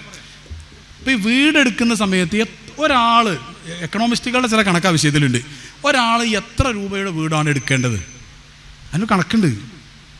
ചില മാഗസിൻസ് ഇതുമായി ബന്ധപ്പെട്ട എക്കണോമിസ്റ്റുകളുടെ ലേഖനത്തിൽ, സാമ്പത്തിക വിദഗ്ധരായ ആളുകളുടെ ലേഖനങ്ങളിൽ വന്ന ചെറിയ കണക്ക് ഞാൻ പറഞ്ഞുതരാം. അതായത് ഇത്ര രൂപ എന്നല്ല, അതിൻ്റെ മാനദണ്ഡം ഞാൻ പറയാം. ഒരാളുടെ, ശ്രദ്ധിക്കണം കേട്ടോ, ഈ കണക്ക് പറയുമ്പോൾ തന്നെ നമുക്ക് തോന്നുന്നു നമ്മളിവിടെ അയേക്കാളും വലുതായിരിക്കും മിക്കവാറും. ഒരാളുടെ ശമ്പളത്തിൻ്റെ ഒരു മാസത്തെ ശമ്പളത്തിൻ്റെ, ഈ ശമ്പളമല്ല ബിസിനസ്സൊക്കെ ആണെങ്കിൽ ഒരു ആവറേജ് വരുമാനം ഉണ്ടാവുമല്ലോ, ആ വരുമാനത്തിൻ്റെ 60% എടുക്കുക. എന്നിട്ട് അതിനെ 60 കൊണ്ട് ഗുണിക്കുക. അതായത് 5 വർഷത്തെ ഇയാളുടെ വരുമാനത്തിൻ്റെ 60% കൊണ്ടാണ് ഇയാൾ വീടുണ്ടാക്കേണ്ടത് നടത്തും. അതായത് ഒരു മാസം 1,00,000 രൂപ ബാക്കിയാവുന്ന അല്ലെങ്കിൽ സാലറി ആയിട്ട് കിട്ടുന്ന ഒരാളുണ്ടെങ്കിൽ ആ ആൾ 60,000 × 60 എത്ര വരും? 36 ലക്ഷം അല്ലേ? 36 ലക്ഷം രൂപയാണ് അയാൾ വീടിന് വേണ്ടി മാക്സിമം ചിലവഴിക്കേണ്ടത്. 36 ലക്ഷത്തിൻ്റെ വീട് തന്നെ ഉണ്ടാക്കണമെന്നല്ല, അതിന് മാക്സിമം റീറ്റെയിൽ പ്രൈസ് ഇല്ലേ? ചില കടയിലൊക്കെ കാണാം MRPയിലും വില കുറവെന്ന്. MRP പറഞ്ഞാൽ മാക്സിമം റീറ്റെയിൽ പ്രൈസ് എന്നാ, അതിനെ കൊടുക്കണമെന്നില്ല. അപ്പോൾ 36 ലക്ഷമാണ് ഈ 1 ലക്ഷം വരുമാനമുള്ള ആൾ മാക്സിമം ഉണ്ടാക്കേണ്ട വീടിൻ്റെ വലുപ്പം, അതിന് വേണ്ടി ചിലവഴിക്കേണ്ടത്. പക്ഷേ ഇവിടെ 50,000 വരുമാനമുള്ള ആൾ 49 ലക്ഷം രൂപയുടെ വീടിൻ്റെ പ്ലാൻ വരച്ചിട്ട് കഴിഞ്ഞ 15 കൊല്ലമായിട്ട് ഇത് നടന്നിട്ടുണ്ടാവില്ല. എന്നിട്ട് ലോൺ എടുത്തിട്ട് എങ്ങനെയൊക്കെയോ നടന്നു, പിറ്റേന്ന് തുടങ്ങി ഇതിൻ്റെ പലിശ. അവസാനം എത്ര എനിക്ക് പരിചയമുള്ള പ്രവാസി സുഹൃത്തുക്കൾ ഇങ്ങനെ ഇല്ലാത്ത പൈസ ജനങ്ങളുടെ മുമ്പിൽ കാണിക്കാൻ വേണ്ടി വീടുണ്ടാക്കിയിട്ട് അതിന് പിന്നിൽ ചില ഭാര്യമാരുടെ പങ്കുണ്ട്. ചെറിയ വീടൊന്നും എടുത്താൽ പറ്റൂല, അങ്ങനെയുള്ളതാണ് ഇങ്ങനെയുള്ളതാണൊക്കെ പറഞ്ഞിട്ട് ചില പെണ്ണുങ്ങളുടെ പങ്കുണ്ട്, ചില വീട്ടിൽ ഉമ്മമാരുടെ പങ്കുണ്ട്, ചില വീട്ടിൽ ബാപ്പന്മാരുടെ പങ്കുണ്ട്. എന്നിട്ട് ലാസ്റ്റ് കുത്തുവാൾ എടുത്തിട്ട് ലാസ്റ്റ് ഇതെല്ലാം കൂടെ പൊറുക്കി വിറ്റിട്ട് പിന്നെ ഒരുപാട് കടം. എത്ര ആൾക്കാർ അങ്ങനെ ഉണ്ടെന്നാ. ഇനി ഒന്നുകൂടെ ഞാൻ പറയട്ടെ, മൂസാ നബി അലൈഹി സ്വലാത്തു വസ്സലാമിൻ്റെ സമൂഹത്തിലുള്ള ചില ആളുകൾ ഒരിക്കലും മൂസാ നബിയോട് വന്നിട്ട് പറഞ്ഞു, അല്ല മൂസാ നബി, നമുക്ക് ആയുസ് കുറവാ. കുറേ ആയുസ് മുത്തനബിൻ്റെ ഉമ്മത്തിനെ പോകുന്നതല്ല, കുറേ ആയുസുള്ളവരാ അവർ കേട്ടോ. പണ്ടത്തെ കാലത്ത് നൂഹ് നബിക്ക് 950 കൊല്ലമൊക്കെ കിട്ടിയിട്ടുണ്ട്. അത്രയൊന്നുമില്ല മൂസാ നബിക്ക്, കുറേ കുറവാണ്. എന്നാലും നമ്മളെ ഉമ്മത്തിനേക്കാൾ ഒരുപാട് ഏറെ ആയുസുള്ളവരാ. അത്രയും ആയുസുള്ള മൂസാ നബിൻ്റെ ഉമ്മത്തിലുള്ള ആൾക്കാർ ഒരിക്കൽ മൂസാ നബിനോട് വന്നിട്ട് പറഞ്ഞു അലൈഹി സ്വലാത്തു വസ്സലാം, നിങ്ങൾ ഒന്ന് ദ്വാരക്കണം, നമുക്ക് ഈ ആയുസൊന്നും പോരാ, ഇത് കുറച്ചേ ഉള്ളാകെ, കുറച്ച് നമുക്ക് കിട്ടുന്നുള്ളൂ. എന്തെങ്കിലും കാര്യമൊക്കെ പ്ലാൻ ചെയ്യുമ്പോഴത്തേക്കും വയസ്സൊക്കെ കഴിഞ്ഞു പോകും. 150 കൊല്ലമൊക്കെ ഉണ്ട്, അതൊക്കെ പറയുന്നത് ഇതൊക്കെ കഴിഞ്ഞു പോകണം. അപ്പോൾ ഒന്നും പ്ലാൻ ചെയ്യാനൊന്നും കഴിയുന്നില്ല. ഇത് പറഞ്ഞപ്പോൾ മൂസാ നബി അലൈഹി സ്വലാത്തു വസ്സലാം ചിരിച്ചു. അപ്പോൾ അനുയായികൾ ചോദിച്ചു, നിങ്ങളെന്താ ഒരു കാര്യം പറഞ്ഞിട്ട് ചിരിക്കണമെന്ന്. അപ്പോൾ പറഞ്ഞു, അതിൻ്റെ സംഭവം അറിയോ, അവസാനത്തെ കാലത്തിലൊരു പ്രവാചകർ വരാനുണ്ട്, മുത്തനബി സല്ലല്ലാഹു അലൈഹി വസല്ലം തങ്ങൾ. അവരുടെ ഉമ്മത്തിൻ്റെ ആകെ ആയുസ് 60-നും 70-നും ഇടയിലാണ്. അഅ്മാറു ഉമ്മത്തി മാബൈന 60 വസബൈൻ, 60-നും 70-നും ഇടയിലാണ്. അപ്പോൾ ഇവർ ഇത് കേട്ട മൂസാ നബിൻ്റെ ഉമ്മത്ത് അന്തം വിട്ടാണ്ട് ചോദിച്ചു, എന്ത് ആകെ 60-70 കൊല്ലം ഉള്ളൂ എന്ന് ചോദിച്ചു. ആന്ന് പറഞ്ഞു. അപ്പോൾ ഒരു ചോദ്യം ചോദിക്കുക, ഒരു വീടൊക്കെ ഉണ്ടാക്കുമെന്ന്, ഒരു വീടുണ്ടാക്കുമെന്ന്. എന്നിട്ട് ഒരു പറഞ്ഞു, ഞാൻ എന്താണെന്നറിയോ, വീടുണ്ടാക്കേണ്ട ആവശ്യം എന്താ? കാരണം ഏതെങ്കിലുമൊക്കെ കുറഞ്ഞ കാലമല്ലേ ഉള്ളൂ, ഇബാദത്തെടുത്ത് കൂടെ ഏതെങ്കിലും മരത്തിൻ്റെ ചോട്ടിലോ വല്ല ഗുഹയിലൊക്കെ എവിടെയെങ്കിലൊക്കെ ഉണ്ടാക്കിയിട്ട് താമസിച്ചാൽ പോരെ. ആ ഉമ്മത്തിനറിയാം നമ്മൾ കാലാകാലം വീടുണ്ടാക്കാൻ വേണ്ടി മാത്രം ജീവിക്കുന്നവരാണെന്ന് അവർക്കറിയില്ലല്ലോ.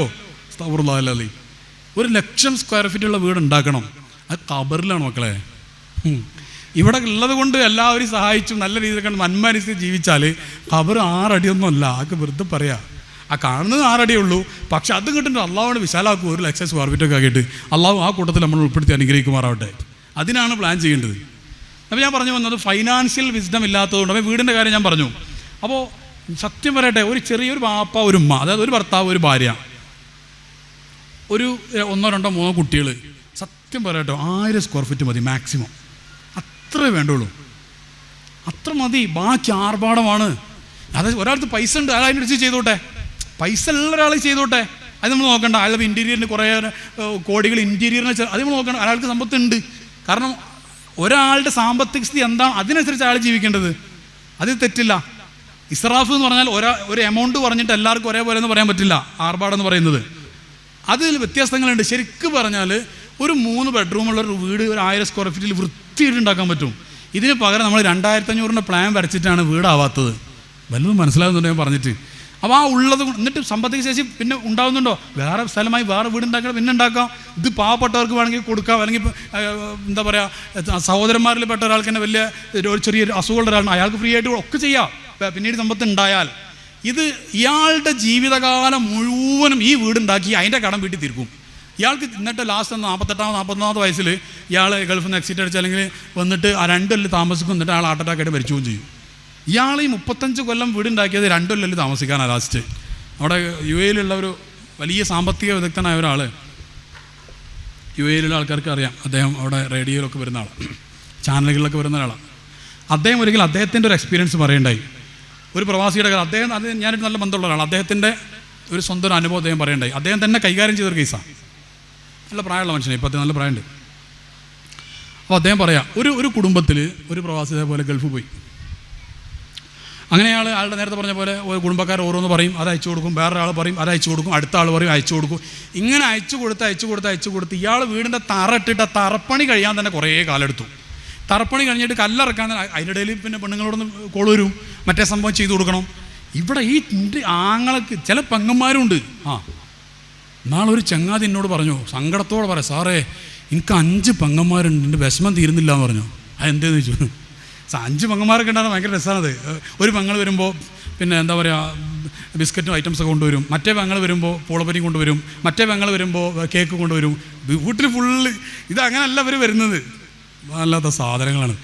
ഇവൻ പറഞ്ഞെന്താണെന്നറിയോ, ഓരോ പെങ്ങളും പറയട്ടെ, എടാ ഇഞ്ചി ചെറിയ കുട്ടി ആയപ്പോൾ ഞങ്ങൾക്ക് മഞ്ചാടിക്കുരി പൊറുക്കാൻ തരുന്നില്ലടാ, എടാ എൻ്റെ മോൾക്ക് ഒരു പവൻ, കുറേ ഒന്നും വേണ്ട, 1 പവൻ്റെ സ്വർണ്ണം ആയിക്കോടാ, നീ ഒരു ഒറ്റ ആങ്ങളല്ലോടാ, നീ എന്നോടല്ലാതെ ആരോടാ പറയാൻ, പാവച്ചങ്ങായി ഞങ്ങളോന് മഞ്ചാടിക്കുരി പൊറിക്കുന്നതല്ലേ, സ്വർണ്ണം അയച്ചു കൊടുക്കണം.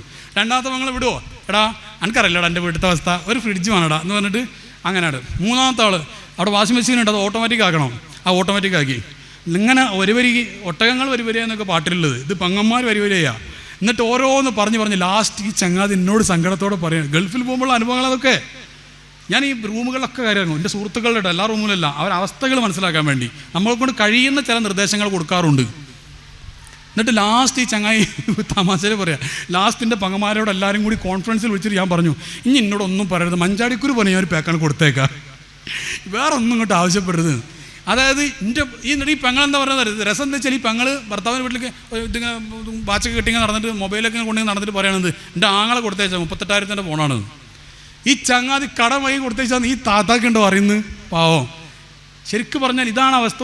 എല്ലാവരും കൂടെ ചേർന്നിട്ടാണ്ട് കൊന്നിട്ട് ലാസ്റ്റ് കിട്ടിയിട്ട് പിന്നെ എന്താ പറയുക, കെട്ടിത്തൂക്കി കൊന്നിട്ട് പിന്നെ വെള്ളച്ചാട്ടത്തിൽ ഒഴുക്കി വിട്ടിട്ട് പിന്നെ അവിടുന്ന് വെടിച്ച് കൊല്ലുക, കഷ്ണാക്കുന്നൊക്കെ പറഞ്ഞ മാതിരി അവസ്ഥയാണ് സാധുക്കളെ ആൾക്കാരെ. അപ്പോൾ പ്രവാസികൾ ലോകത്തുള്ള ആൾക്കാരോട് ഒരു കാര്യം ആവശ്യപ്പെടുമ്പോൾ ശരിക്കും നോക്കണം, അവരുടെ സാമ്പത്തികാവസ്ഥ എന്താണെന്ന് ചോദിക്കണം. ഇവരിപ്പോൾ ഞാൻ അതുകൊണ്ടാണ് സുഹൃത്തുക്കളെ ഇങ്ങോട്ട് പറഞ്ഞത്, അതല്ലെങ്കിൽ ലൈവിൽ കാണുന്ന ആൾക്കാരോട് പറഞ്ഞ് നോ പറയാൻ ശീലിക്കണം.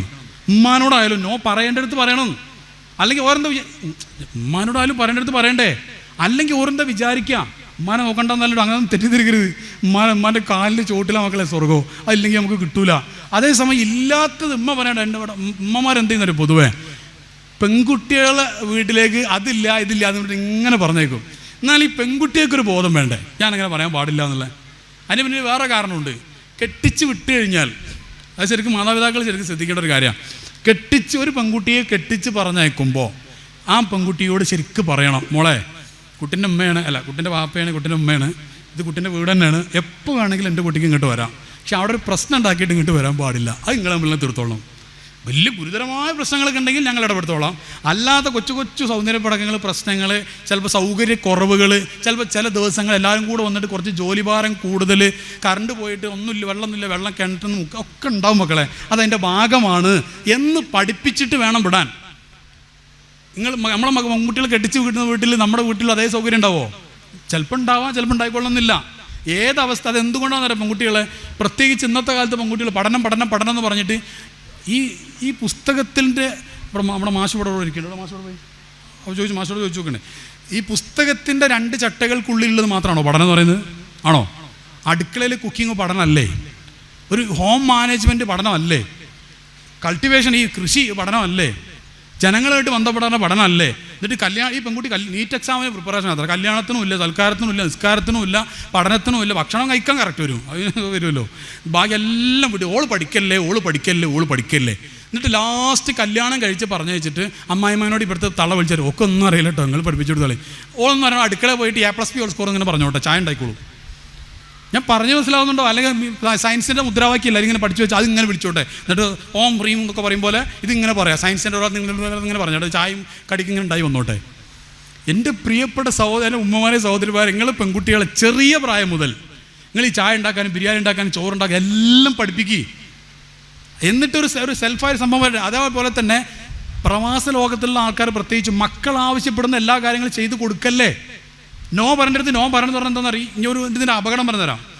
ഇൻസ്റ്റൻറ്റ് ഗ്രാറ്റിഫിക്കേഷൻ എന്ന് പറയുന്നൊരു അവസ്ഥ ഉണ്ട്. എന്ന് പറഞ്ഞാൽ ഇൻസ്റ്റൻറ്റ് ഗ്രാറ്റിഫിക്കേഷൻ പറഞ്ഞാൽ ചെയ്ത് എന്ത് ആവശ്യപ്പെട്ടാലും പ്രവാസ ലോകത്തുള്ള അധ്വാനിക്കുന്ന കഷ്ടപ്പെടുന്ന ആൾക്കാർ പറയുന്നത് എന്താണെന്നറിയോ? ഞാൻ എത്രയോ കേട്ടിട്ടുണ്ട് ഉപ്പമാർ പറയുന്നത്, സഹോദരന്മാർ പറയുന്നത്. എന്താ പറയുക, ഞങ്ങൾ ഏതായാലും ആയ കാലത്ത് കഞ്ഞിവെള്ളമൊക്കെ കുടിച്ച് ജീവിച്ചതാ, ഞങ്ങളെക്കൊണ്ട് ഏതായാലും ഇതൊന്നും ചെയ്യാൻ പറ്റിയിട്ടില്ല, മക്കളെങ്കിലും അനുഭവിക്കട്ടെ. എന്താ സംഭവം പറയുന്നറിയോ? 6ാം ക്ലാസ് പഠിക്കുന്ന മോന് ടാബ് വേണമെന്ന് ആവശ്യപ്പെട്ടു. അത് അയച്ചു കൊടുത്തിട്ട് അതിൻ്റെ ന്യായീകരണമാണ് ഈ പറയുന്നത്. ഈ ചങ്ങാതി ടാബിന് 15,000-20,000 രൂപ ഉള്ളൂ, അല്ലെങ്കിൽ 30,000 രൂപ വില ഉണ്ട് ബ്രാൻഡഡൊക്കെ ആണെങ്കിൽ. ഈ ടാബ് കൊണ്ട് ഇവൻ കേട് വന്നത് നന്നാക്കാൻ 10 ലക്ഷം ചിലവാകുമെന്ന് ഇയാൾക്കറിയില്ല. ഒരു കുട്ടിക്ക് ടാബ് അല്ലെങ്കിൽ മൊബൈൽ അല്ലെങ്കിൽ ഗാഡ്ജറ്റ് അത് കൊടുക്കേണ്ട പ്രായം ഏതാണ്? ലോകാരോഗ്യ സംഘടനയുടെ പഠനത്തിൽ, വേൾഡ് ഹെൽത്ത് ഓർഗനൈസേഷൻ്റെ പഠനത്തിൽ അവർ വിശാലമായ പഠനം നടത്തിയിട്ട് പറഞ്ഞിട്ടുള്ളത് 5 വയസ്സിന് താഴെയുള്ള കുട്ടികൾക്ക് ഒരു കാരണവശാലും ഒരു ഡിവൈസും ഒരു സ്ക്രീനും കാണിക്കരുതെന്നാണ്. നിങ്ങൾ പറ, നിങ്ങളെ എത്ര കുട്ടികളുണ്ട് അങ്ങനെയുള്ള കുട്ടികൾ? ഇത് കേട്ട് പോയാൽ പോരാ. ഈ ഇന്നത്തെ ക്ലാസ് നിങ്ങൾക്ക് വീണ്ടും കേൾക്കാൻ തോന്നുകയാണെങ്കിൽ, കണ്ടൻസ് ഉണ്ടെന്ന് തോന്നുകയാണെങ്കിൽ ഈ ചാനലിൻ്റെ പേര് ഓർത്ത് വെച്ചിട്ട് അല്ലെങ്കിൽ അതിൻ്റെ ലിങ്ക് നിങ്ങളെ ഗ്രൂപ്പിലൊക്കെ വന്നിട്ടുണ്ടാവും, വീണ്ടും കേൾക്കണം. എന്നിട്ട് ഇതിൽ വരാത്തവരുണ്ടെങ്കിൽ എത്തിച്ചു കൊടുക്കണം. അത് എനിക്ക് ഫേമസ് ആകാനല്ല, എനിക്ക് ഫേമസ് ആവണ്ട, എനിക്ക് ആളാവാൻ ആഗ്രഹമില്ല. എനിക്ക് ആളാവാൻ ആഗ്രഹമുണ്ട് അള്ളാൻ്റെ അടുത്ത്, അള്ളാൻ്റെ ഹബീബിൻ്റെ അടുത്ത് സല്ലല്ലാഹു അലൈഹി വസല്ലം, അവിടെ ഒരു പരിഗണന കിട്ടിയെങ്കിൽ ആഗ്രഹമുണ്ട്. അല്ലാതെ നിങ്ങൾ കുറേ ബഹുമാനം എനിക്ക് എന്ത് കിട്ടാനാ? പാലം കിടക്കുമ്പോൾ നിങ്ങൾക്ക് എന്നെ സഹായിക്കാൻ പറ്റുമോ? എനിക്ക് നിങ്ങളെ ആവശ്യമുണ്ട്, മനസ്സിലായില്ല? പാലം കിടക്കൂലേ, പാലം കിടക്കുമ്പോൾ ഒക്കെ എന്നെ സഹായിക്കാൻ പറ്റുമെങ്കിൽ ഞങ്ങൾ വീട്ടിൽ വന്നിട്ട് എന്ത് സേവനം ചെയ്യാൻ തയ്യാറാണ്, സുറാത്ത് പാലം കിടക്കുമ്പോൾ. അല്ലാതെ ദുനിയാവിൽ നിങ്ങൾ കുറേ മുസ്ലിം സാർ അങ്ങനെ ഒരു കാര്യമില്ല, അതിന് വേസ്റ്റ്, ഒരു കാര്യമില്ല. ഒരു കുറേ പൊക്കി പറഞ്ഞ് ഒരു കാക്ക് വെറുതെയാണ്. അപ്പോൾ ഞാൻ പറഞ്ഞു വന്നെന്താ, ഈ രീതിയിൽ മക്കൾ ഇൻസ്റ്റൻറ്റ് ഗ്രാറ്റിഫിക്കേഷൻ എന്ന് പറഞ്ഞാൽ ഈ മക്കൾക്ക് അവർ കേൾക്കുന്നില്ല. അവർ കേൾക്കുന്നില്ല. ടാബ് എന്ന് പറഞ്ഞാൽ ടാബ് വാങ്ങിച്ചു കൊടുത്ത്. ഇനി ശ്രദ്ധിക്കുക, ക്ലാസ് ചില തീരുമാനങ്ങൾ എടുക്കുക. നിങ്ങൾ ഇനി വീട്ടിൽ നിങ്ങൾ വേണ്ടത് കഴിഞ്ഞു പോയിട്ട് സ്വസ്ഥമായിട്ട് ലിങ്ക് ഓപ്പൺ ആക്കിയിട്ട് വീട്ടിലെല്ലാവരും ഒന്നിച്ചിരുന്ന് ഒന്നുകൂടെ കേൾക്കുന്നത്. കാരണം എന്താ, പെണ്ണുങ്ങൾ ആണുങ്ങൾ എല്ലാവരും കേൾക്കണോ? എന്നിട്ട് നമ്മുടെ വീടുകളിലെങ്കിലും 5 വയസ്സിന് താഴെയുള്ള കുട്ടികൾ ഈ ഫോൺ, ഡിവൈസ്, ടാബ്, പിന്നെന്താ ഗെയിം പ്ലെയർ, നോട്ട് പാഡ്, എല്ലാ സാധനങ്ങളിലും നോട്ട് പാഡല്ല, വേറെ സാധനങ്ങളല്ല, ഇങ്ങനെ ടാബല്ലാത്ത വേറെ ഐപാഡോ, ഐപാഡ്, നോട്ട് പാഡാണ് നമ്മളത് മറ്റേ കടലാസിൻ്റെ, ഇതെല്ലാം 5 വയസ്സിൽ താഴെയുള്ള കുട്ടികളൊന്ന് ഒഴിവാക്ക്. അപ്പോൾ പെണ്ണുങ്ങൾ വയ്ക്കും. അപ്പോൾ ചോറ് എങ്ങനെ കൊടുക്കുക? അതന്നെ നിങ്ങളെ പ്രശ്നമാണ്. കുറ്റപ്പെടുത്തല്ല കേട്ടോ, ഞാൻ പെണ്ണുങ്ങൾ പറയുമ്പോൾ എനിക്കില്ലേ ഭാര്യയൊക്കെ, കുറ്റപ്പെടുത്തല്ല, അങ്ങനെ വിചാരിക്കരുത്. കുട്ടികൾ ഭക്ഷണം കഴിക്കാതിരിക്കുമ്പോൾ അമ്മമാരെന്ത് ചെയ്യാൻ തരാം, ഇതിങ്ങനെ കാണിച്ചു കൊടുക്കും സ്ക്രീൻ. അവങ്ങനെ ഇതെന്താണ് ഈ വിഷം കൊടുത്താലും തോന്നുന്നു, കാരണം എന്താ നോക്കണില്ലല്ലോ. ഓന് പറ്റാത്ത സാധനമാണെങ്കിൽ ഈ ഒരു ടേസ്റ്റിൽ ഇങ്ങനെ തിന്നുണ്ടാവും. വയറ് നിറഞ്ഞാലും പിന്നെയും കഴിക്കും. കാരണം എന്താ, ഇത് പോയാൽ ഇത് പോകും. എന്തോ ഒരു കഷ്ടം. ഈ കുട്ടികളെ മൊബൈലിന് അഡിക്റ്റ് ആക്കുന്ന സഹോദരിമാരെ മിക്കവാറും നിങ്ങളാണ്. അതേപോലെ തന്നെ ആണുങ്ങൾ എങ്ങനെയാണെന്നറിയോ, ഗൾഫിൽ നിന്ന് വന്നിട്ട് ഫോൺ വയ്ക്കുമ്പോൾ എൻ്റെ കുട്ടി ഞാൻ ആകെ ഒരു കൊല്ലത്തെ ഒരിക്കൽ കാണുന്നത്, അപ്പോൾ ഫോൺ വയ്ക്കുമ്പോൾ കൊടുക്കുക എന്നാൽ ഓന് വാപ്പാനെ കുറിച്ച് നെഗറ്റീവ് ചിന്തയെല്ലാം ഉണ്ടാവുക എന്നും പറഞ്ഞിട്ട് കൊടുക്കുക. കന്നവന് എന്താ പറയുക, കുട്ടികൾ കേടുവരികയാണ്. ഞാനിത്ര ഫീലിങ്ങിൽ പറയാൻ കാരണം അത്രയും കേസ് കാണുന്നുണ്ടാണ് കൺസൾട്ടിങ്ങിൽ. അത്രമാത്രം കേസ് നമ്മുടെ ആൾക്കാർ, സഹോദരന്മാർ എത്രയാണ് തകർന്നു പോകുന്നത്. എന്നിട്ട് അതിൻ്റെ പ്രശ്നം ഞാൻ പറയുന്നില്ല, അത് പറഞ്ഞപ്പോൾ തീർക്കാൻ കഴിയില്ല, അത്ര വിശാലമാണ് അതിൻ്റെ പ്രശ്നങ്ങൾ. നമ്മുടെ പ്രതീക്ഷകളിൽ നമ്മുടെ മക്കൾ, കഴിവുള്ള കുട്ടികളാണ്. കേരളത്തിലെ മക്കൾ അപാര കഴിവുള്ളവരാണ്, നല്ല കഴിവുള്ളവരാണ് കേരളത്തിലെ കുട്ടികൾ, നല്ല ബുദ്ധിശക്തിയാണ്. എവിടെയാണെങ്കിലും ലോകത്ത് നിങ്ങൾ ഏത് യൂണിവേഴ്സിറ്റി എടുത്ത് നോക്കിയാൽ അവിടെ കേരളത്തിലെ മക്കൾ പഠിക്കുന്നുണ്ടാവും. എല്ലാ യൂണിവേഴ്സിറ്റിയിലും ഉണ്ട്, എല്ലാ മെഡിക്കൽ കോളേജ് എല്ലായിടത്തും ഉണ്ട്. ഇത്ര കഴിവ് നമ്മുടെ കുട്ടികൾക്ക്. ആ കുട്ടികളാണ് ഇന്ന് നിങ്ങൾ നോക്കിക്കോ, നമ്മുടെ കോഴിക്കോട് കുതിരോട്ടം മാനസിക ആശുപത്രി നോക്കിക്കോ, ബാംഗ്ലൂർ നിംഹാൻസ് നോക്കിക്കോ, കോഴിക്കോട് ഇംഹാൻസ് നോക്കിക്കോ, കേരളത്തിലുള്ള പ്രധാനപ്പെട്ട അല്ലെങ്കിൽ പുറത്തുള്ള സമീപ സ്ഥലങ്ങളിലുള്ള എല്ലാ മാനസികാരോഗ്യ കേന്ദ്രങ്ങളിലും സൈക്കോളജി ക്ലിനിക്കുകളിൽ നമ്മുടെ കുട്ടികളെ കൊണ്ട് മാതാപിതാക്കൾ കയറി ഇറങ്ങുകയാണ് ഇപ്പോൾ. എന്തേ കാരണം? ഇവർ മൊബൈലിന് അഡിക്റ്റായി, ഇവർ പഠിക്കാൻ താല്പര്യമില്ല, ഇവർക്ക് അക്രമ സ്വഭാവത്തിൽ വരുന്നു. കുട്ടികൾക്ക് വയലൻസാണ്. ഉമ്മാനോട് എടി പൊടി എന്നൊക്കെ പറയുന്നത് കുട്ടികളുടെ എണ്ണം കൂടുന്നു. ഞാൻ സ്ഥിരം കാണുന്നതായി പറഞ്ഞു, ഉമ്മാനോട് എടി പൊടി, നീ ഏതാടി എന്നെ ഉപദേശിക്കാൻ? ഉമ്മാനോട് 45-50 വയസ്സുള്ള ഉമ്മാനോട് 14-15 വയസ്സുള്ള കുട്ടിൻ്റെ ഡയലോഗത്. ഇത് എവിടുന്ന് കിട്ടിയാന്നറിയോ? ആ കുട്ടിക്ക് നമ്മൾ കറക്റ്റ് ഒരു പ്രായത്തിൽ ഒരു ബോണ്ടിങ് ഉണ്ടാവണമായിരുന്നു. ആ ബോണ്ടിങ് നമ്മൾ ഉണ്ടാക്കി കൊടുത്തില്ല. ഒരു ഭാഗത്ത് സമ്പത്തുണ്ട് എന്നുള്ളതിൻ്റെ അഹങ്കാരം. നേരത്തെ ഞാൻ പറഞ്ഞ പോലെ നിൻ്റെ ആങ്ങളെ വാങ്ങിയെന്ന് 38,000 ഫോണാണ് തള്ളങ്ങനെ നടക്കുക ഇവിടെ. എന്തൊരു കഷ്ടം അത്. ഇതാണ് ഞാൻ പറഞ്ഞത്, ഫൈനാൻഷ്യൽ മാനേജ്മെൻറ്റ്. അപ്പോൾ 5 വയസ്സ് കഴിഞ്ഞാൽ പിന്നെ കുട്ടികൾക്ക് സ്ഥിരമായിട്ട് ഫോൺ കൊടുക്കുകയാണോ വേണ്ടത്? അല്ല, വല്ലപ്പോഴും ഒക്കെ ഒരു ഹാംഫുൾ അല്ലാത്ത എന്ന് പറഞ്ഞാൽ ഇപ്പോൾ എന്താ പറയുക, ഇടിച്ച് തെറിപ്പിക്കുന്ന ഗെയിമുകൾ, റേസിംഗ് ഗെയിമുകൾ, വെടിവെച്ച് കൊല്ലുന്ന ഗെയിമുകൾ, അല്ലാത്ത ഗെയിമുകളുണ്ട്. അതൊന്നും അല്ലാത്ത എന്ന് പറഞ്ഞാൽ പബ്ജി ഒന്നും അല്ലാത്ത, ഫ്രീ ഫയർ ഒന്നും അല്ലാത്ത, ഇൻ്റലക്ച്വലി ഇവനെ ബ്രേക്ക് ചെയ്യുന്നത് അല്ലാത്ത ഗെയിമുകൾ. ആ ഗെയിമുകൾ ഇൻ്റലക്ച്വൽ ഡെവലപ്മെൻറ്റ് ഗെയിമുകളുണ്ട്, ഡെവലപ്പിംഗ് ഗെയിമുകളുണ്ട്. അത് കുട്ടികൾ കളിച്ചോട്ടെ, അതിന് കുഴപ്പമൊന്നുമില്ല. വല്ലപ്പോഴും ഞാൻ കളിച്ചിട്ടില്ല വിചാരിച്ചിട്ട് കുട്ടികൾ എവിടെ കുറവാവില്ല. അങ്ങനെ നമ്മളൊക്കെ കുറവാണ്. നമ്മൾ ചെറിയ പ്രായത്തിൽ മൊബൈലിൽ കുത്തി പിടിച്ചുകൊണ്ടിരുന്നതാ? അല്ല, നിങ്ങൾ ആലോചിക്കുക, നമ്മുടെ പഴയ തലമുറയിലെ കുട്ടികൾ ഇപ്പോൾ ഒരു വീട്ടിൽ നിങ്ങൾ ആലോചിക്കുക, മനസ്സിലായി, കല്യാണം ഉണ്ടാകുമ്പോൾ ആ വീട്ടിൽ കല്യാണത്തിന് ചായ വെള്ളം ഒഴിച്ചു കൊടുത്തതും ചോറ് എടുത്തു കൊടുത്തതും ആരായിരുന്നു? 14, 15, 18 വയസ്സിലെ കുട്ടികളായിരുന്നു. ഇപ്പോൾ കല്യാണം വീട്ടിൽ പോയി കഴിഞ്ഞാൽ ആ കുട്ടികളൊക്കെ ഓരോ കുന്തം പിടിച്ചിട്ട് ഇങ്ങനെ നിൽക്കുന്നുണ്ട്. അവിടെ ഒറ്റ കുട്ടിയില്ല. അപൂർവമായിട്ട് വല്ല കുടുംബത്തിലുണ്ടെങ്കിലുണ്ട്, അല്ലാതെ ഒറ്റ കുട്ടിയില്ല. എല്ലാം ഈ കുന്ത്രാണ്ടം പിടിച്ചിട്ട് ഒരു സൈഡിൽ പോയിരിക്കുന്നുണ്ടാവും. പിന്നെ ഒരു ഒരു ഒരു ഒരു സൗകര്യമുണ്ട്. എന്ത്, പണ്ടത്തെ കുട്ടി ഓടി കിടന്ന് ബഹളം ഉണ്ടാക്കരുത്. ബഹളമൊന്നുമില്ല. ഒരു സൗമ്യരായ നമ്രശിരസ്കരായ നമ്രശിരസ്കരെന്ന് മനസ്സിലായില്ലേ, വിനയമുള്ള, ഇങ്ങനെ തല താഴ്ത്തി വിനയത്തോടെ ഇതിൽ നോക്കുകയാണ്. അങ്ങനെയുള്ള കുട്ടികളുടെ സമൂഹം ഉണ്ടായിട്ടുണ്ട്. കൂടുതൽ വൈകാതെ അവർ നമ്മൾ മെൻ്റൽ ഹോസ്പിറ്റലിൽ കൊണ്ടാക്കേണ്ടി വരും. തമാശ പറയുന്നതല്ല. ഒരു കുട്ടി മദ്യത്തിന് അഡിക്റ്റായി, ഒരാൾ മയക്കുമരുന്നിന് അഡിക്റ്റായി, ഈ ആളുകളുടെ ശരീരത്തിൽ ഉണ്ടാകുന്ന രാസമാറ്റങ്ങളുണ്ട്, കെമിക്കൽ ചേഞ്ചസ് ഉണ്ട്. അതേ ചേഞ്ചാണ് ഈ സാധനത്തിന് അഡിക്റ്റ് ആയാലും ഉണ്ടാവുക. 3 കൂട്ടരെയും ഒരേ മെഡിക്കൽ സെൻ്ററിൽ കൊണ്ടുപോയി അഡ്മിറ്റ് ആക്കണമെന്ന് അർത്ഥം. അങ്ങനെയുള്ള കേസുകൾ നിങ്ങൾ പറ, നിങ്ങളുടെ കുടുംബത്തിലില്ല ഈ തെറി വിളിക്കുന്ന മക്കൾ, നിങ്ങളുടെ കുടുംബത്തിലില്ല, നിങ്ങളുടെ കുട്ടികളല്ല. ഞാൻ അത് ചിലപ്പോൾ ഉണ്ടാവും, പുറത്ത് വരണ്ട, പറയാമെന്ന് പറയാൻ നമുക്ക് ലജ്ജ ഉണ്ടാവും വിഷയങ്ങൾ. വാപ്പമാർ വരെ. ഇപ്പം ഇന്നാളൊരു വാപ്പൻ്റെ അടുത്ത് വന്നു, എൻ്റെ മോൻ എനിക്ക് പേടിയാണെന്ന് പറഞ്ഞിട്ട്. എന്താ, ചെറുപ്പത്തിൽ നോ പറയേണ്ട അടുത്ത് നോ പറഞ്ഞില്ല, സ്നേഹം കൊടുക്കേണ്ട അടുത്ത് സ്നേഹം കൊടുത്തില്ല. അവരെന്ത് പറഞ്ഞു എല്ലാം ഇങ്ങനെ നമ്മൾ സാധിച്ചു കൊടുത്ത്, അതിൻ്റെ പിന്നെ പേരിട്ട് സ്നേഹം എന്ന് പേരിട്ടു. അങ്ങനല്ല. എത്ര കുടുംബത്തിൽ 10 വയസ്സ് 5ാം ക്ലാസ് പഠിക്കുന്നത് മുതൽ കുട്ടികൾക്ക് ടാബ് വാങ്ങിച്ചു കൊടുത്ത്. ഇപ്പോഴും കുട്ടികൾ സ്വന്തം കുട്ടികളുടെ കസ്റ്റഡിയിൽ ഫോണുണ്ട്. 18 വയസ്സ് കഴിയാതെ ആൺകുട്ടികൾക്ക് ഫോൺ വേണ്ട. ഇത് പറഞ്ഞിട്ട് ആർക്കും മനസ്സിലാവുന്നില്ല. കുറേ ഉണ്ടെങ്കിൽ ഇങ്ങനെ വരും, കൗൺസിലിങ് ക്ലിനിക്കിൽ ഇങ്ങനെ വരും. ഞാൻ കുട്ടികളൊക്കെ മാറ്റി വാപ്പാനിമാരെ എടുത്തിട്ട് കുറേ സംസാരിക്കും. നിങ്ങൾക്ക് ഇതൊന്നും അറിയുമായിരുന്നില്ലേ? ഒരിക്കൽ എന്നോടൊരു പെൺകുട്ടി ചോദിച്ച ചോദ്യമാണ്. ഒരു പെൺകുട്ടി 16 15 വയസ്സിൽ പെൺകുട്ടിക്ക് ഫോൺ കൊടുത്ത്, കൊറോണ സമയത്ത് അങ്ങനെ കൊടുത്താന്ന് തോന്നുന്നു. അങ്ങനെ കൊടുത്തിട്ട് ഈ പെൺകുട്ടി 17ാം വയസ്സിൽ ഒരുത്തനായിട്ട് പിന്നെ മുടിഞ്ഞ പ്രണയം ഉണ്ടായെന്ന് മാത്രമല്ല, ആ പുറത്ത് പോകലും കറങ്ങി നടക്കലും അവസാനം ഈ പെൺകുട്ടിയെ ശാരീരികമായി ഉപയോഗിക്കുന്ന അവസ്ഥ വരെ എത്തി. ഈ പെൺകുട്ടിക്ക് വിർജിനിറ്റി ഒക്കെ നഷ്ടം. നൂഹ് നബിക്ക് 950 കൊല്ലമൊക്കെ കിട്ടിയിട്ടുണ്ട്. അത്രയൊന്നുമില്ല, മൂസാ നബിക്ക് കുറേ കുറവാണ്. എന്നാലും നമ്മളെ ഉമ്മത്തിനേക്കാൾ ഒരുപാട് ഏറെ ആയുസുള്ളവരാണ്. അത്രയും ആയുസുള്ള മൂസാ നബിൻ്റെ ഉമ്മത്തിലെ ആൾക്കാർ ഒരിക്കൽ മൂസാ നബിനോട് വന്നിട്ട് പറഞ്ഞു, അലൈഹി സ്വലാത്തു വസ്സലാം, നിങ്ങൾ ഒന്ന് ദ്വാരക്കണം, നമുക്ക് ഈ ആയുസൊന്നും പോരാ, ഇത് കുറച്ചേ ഉള്ളൂ, ആകെ കുറച്ച് നമുക്ക് കിട്ടുന്നുള്ളൂ. എന്തെങ്കിലും കാര്യമൊക്കെ പ്ലാൻ ചെയ്യുമ്പോഴത്തേക്കും വയസ്സൊക്കെ കഴിഞ്ഞു പോകും. 150 കൊല്ലമൊക്കെ ഉണ്ട്, അതൊക്കെ പറയുന്നത് ഇതൊക്കെ കഴിഞ്ഞു പോകണം. അപ്പോൾ ഒന്നും പ്ലാൻ ചെയ്യാനൊന്നും കഴിയുന്നില്ല. ഇത് പറഞ്ഞപ്പോൾ മൂസാ നബി അലൈഹി സ്വലാത്തു വസ്സലാം ചിരിച്ചു. അപ്പോൾ അനുയായികൾ ചോദിച്ചു, നിങ്ങളെന്താ ഒരു കാര്യം പറഞ്ഞിട്ട് ചിരിക്കണമെന്ന്. അപ്പോൾ പറഞ്ഞു, അതിൻ്റെ സംഭവം എന്നറിയോ, അവസാനത്തെ കാലത്തിലൊരു പ്രവാചകർ വരാനുണ്ട്, മുത്തനബി സല്ലല്ലാഹു അലൈഹി വസല്ലം തങ്ങൾ. അവരുടെ ഉമ്മത്തിൻ്റെ ആകെ ആയുസ് 60-നും 70-നും ഇടയിലാണ്. അഅ്മാറു ഉമ്മത്തി മാബൈന 60 വസബൈൻ, 60-നും 70-നും ഇടയിലാണ്. അപ്പോൾ ഇവർ ഇത് കേട്ട മൂസാ നബിൻ്റെ ഉമ്മത്ത് അന്തം വിട്ടാണ്ട് ചോദിച്ചു, എന്ത് ആകെ 60-70 കൊല്ലം ഉള്ളൂ എന്ന് ചോദിച്ചു. ആന്ന് പറഞ്ഞു. അപ്പോൾ ഒരു ചോദ്യം ചോദിക്കാം, ഒരു വീടൊക്കെ ഉണ്ടാക്കുമെന്ന്, ഒരു വീടുണ്ടാക്കുമെന്ന്. എന്നിട്ട് ഒരു പറഞ്ഞു, ഞാൻ എന്താണെന്നറിയോ, വീടുണ്ടാക്കേണ്ട ആവശ്യം എന്താ? കാരണം ഏതെങ്കിലുമൊക്കെ കുറഞ്ഞ കാലമല്ലോ ഇബാദത്തെടുത്ത് കൂടെ ഏതെങ്കിലും മരത്തിൻ്റെ ചോട്ടിലോ വല്ല ഗുഹയിലൊക്കെ എവിടെയെങ്കിലൊക്കെ ഉണ്ടാക്കിയിട്ട് താമസിച്ചാൽ പോരെ. ആ ഉമ്മത്തിനറിയാം നമ്മൾ കാലാകാലം വീടുണ്ടാക്കാൻ വേണ്ടി മാത്രം ജീവിക്കുന്നവരാണെന്ന് അവർക്കറിയില്ലല്ലോ. അസ്തഗ്ഫിറുല്ലാഹ്. 1,00,000 സ്ക്വയർ ഫീറ്റുള്ള വീട് ഉണ്ടാക്കണം, അത് ഖബറിലാണ് മക്കളെ. ഇവിടെ ഉള്ളത് കൊണ്ട് എല്ലാവരും സഹായിച്ചു നല്ല രീതിയിൽ കണ്ട് നന്മനുസരിച്ച് ജീവിച്ചാൽ ഖബർ 6 അടിയൊന്നും അല്ല, ആൾക്ക് വെറുതെ പറയാം. ആ കാണുന്നത് 6 അടിയേ ഉള്ളൂ. പക്ഷെ അത് കിട്ടുന്നുണ്ട് അള്ളാഹുവിന് വിശാലാക്കും 1,00,000 സ്ക്വയർ ഫീറ്റൊക്കെ ആക്കിയിട്ട്. അള്ളാഹു ആ കൂട്ടത്തിൽ നമ്മൾ ഉൾപ്പെടുത്തി അനുഗ്രഹിക്കുമാറാവട്ടെ. അതിനാണ് പ്ലാൻ ചെയ്യേണ്ടത്. അപ്പോൾ ഞാൻ പറഞ്ഞു വന്നത് ഫൈനാൻഷ്യൽ വിസ്ഡം ഇല്ലാത്തതുകൊണ്ട്. അപ്പോൾ വീടിൻ്റെ കാര്യം ഞാൻ പറഞ്ഞു. അപ്പോൾ സത്യം പറയട്ടെ, ഒരു ചെറിയൊരു വാപ്പ, ഒരു ഉമ്മ, അതായത് ഒരു ഭർത്താവ്, ഒരു ഭാര്യ, ഒരു 1, 2, 3 കുട്ടികൾ, സത്യം പറയട്ടോ 1000 സ്ക്വയർ ഫീറ്റ് മതി മാക്സിമം. അത്രേ വേണ്ടുള്ളൂ, അത്ര മതി. ബാക്കി ആർഭാടമാണ്.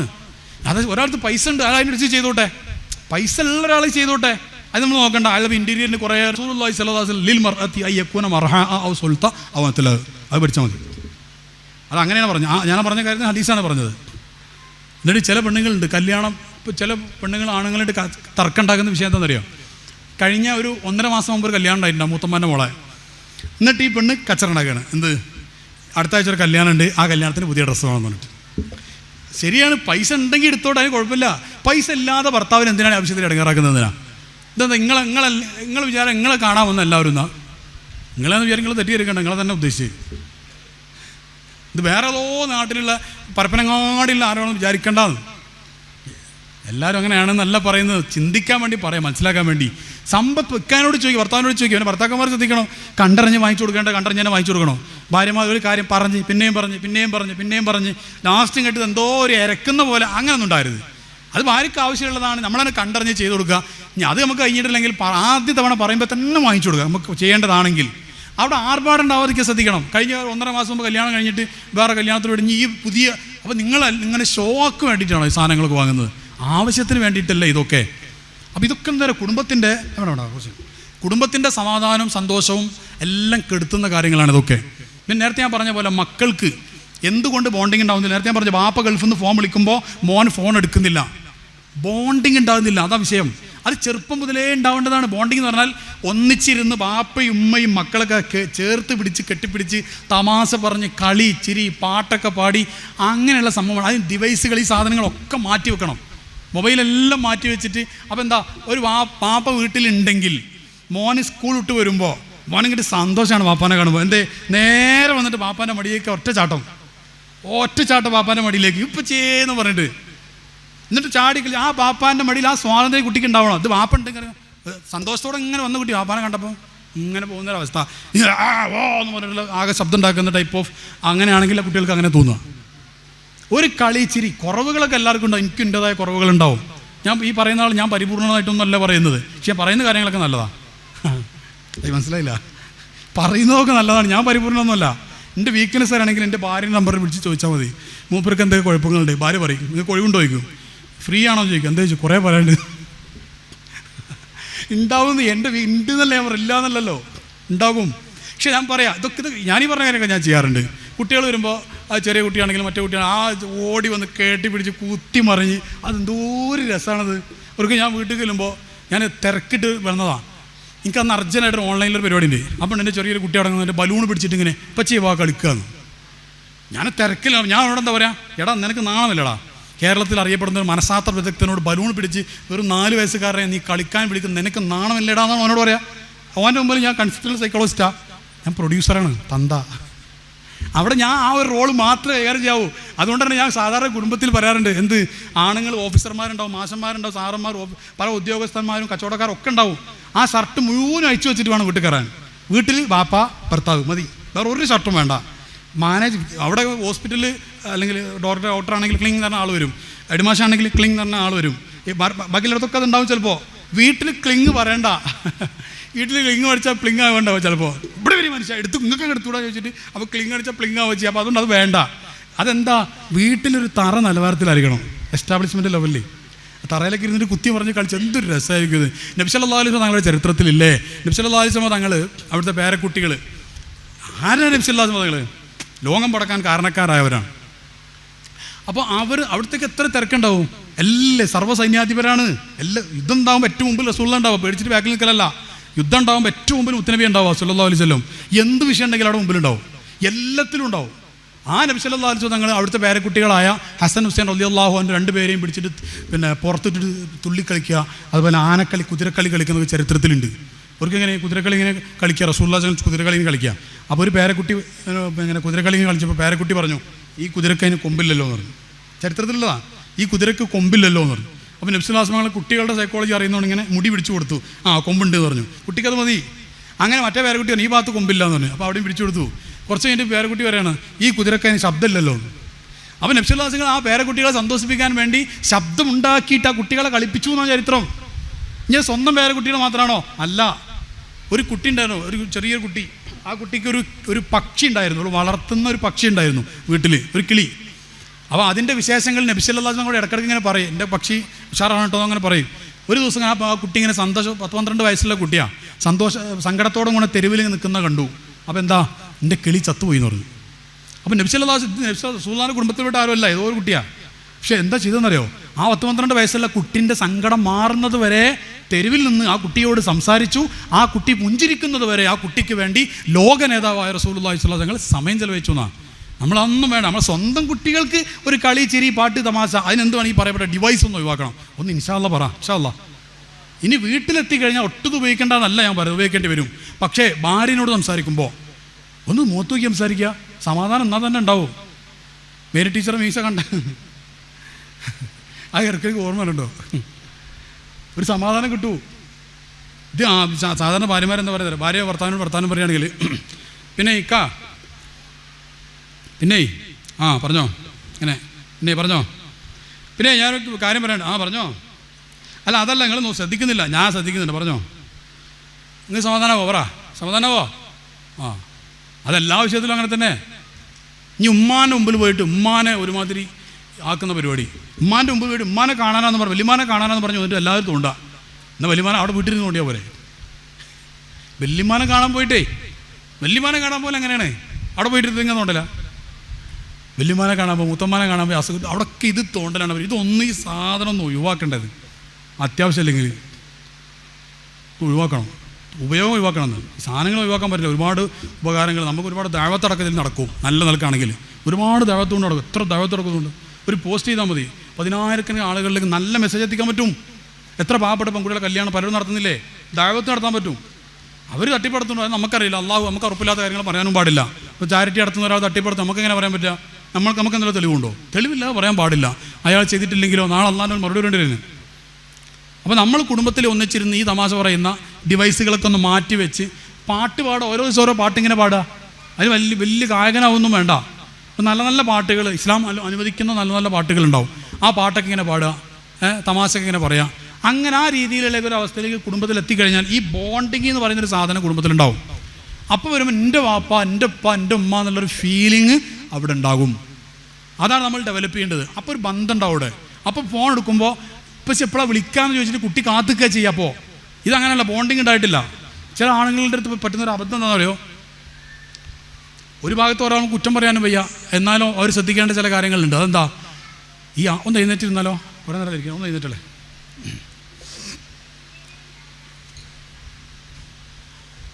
എല്ലാവരും എഴുന്നേക്ക്.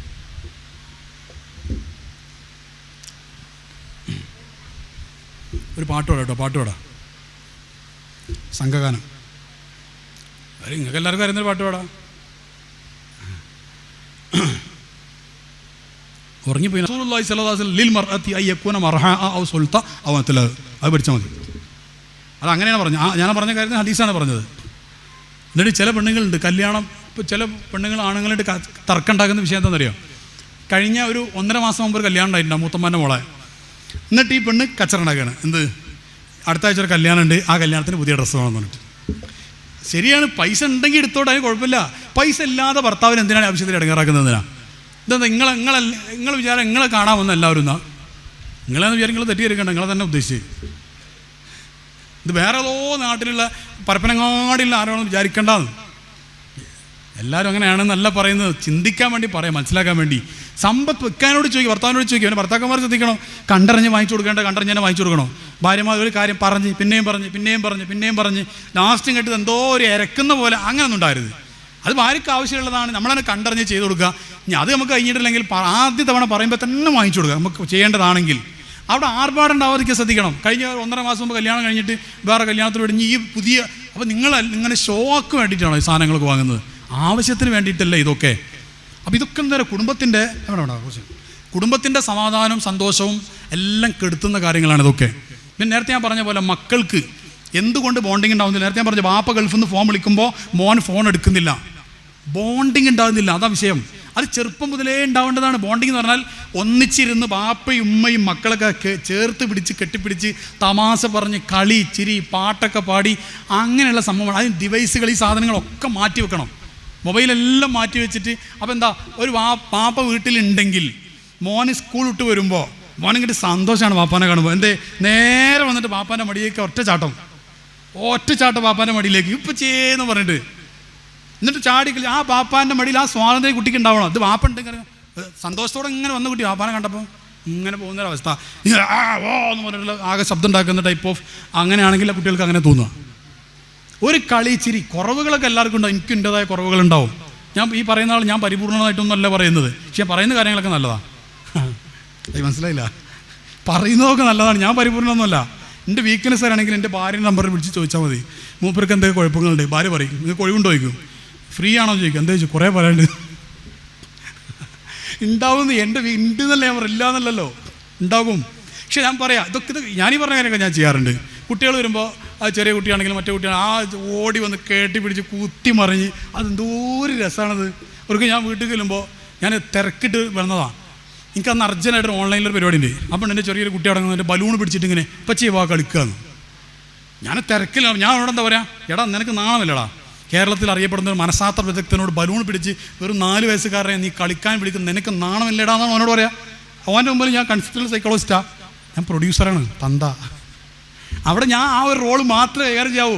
അതുകൊണ്ട് തന്നെ ഞാൻ സാധാരണ കുടുംബത്തിൽ പറയാറുണ്ട്, എന്ത് ആണുങ്ങൾ ഓഫീസർമാരുണ്ടാവും, മാഷന്മാരുണ്ടാവും, സാറന്മാർ, പല ഉദ്യോഗസ്ഥന്മാരും കച്ചവടക്കാരും ഒക്കെ ഉണ്ടാവും. ആ ഷർട്ട് മുഴുവനും അയച്ചു വെച്ചിട്ട് വേണം വീട്ടിൽ കയറാൻ.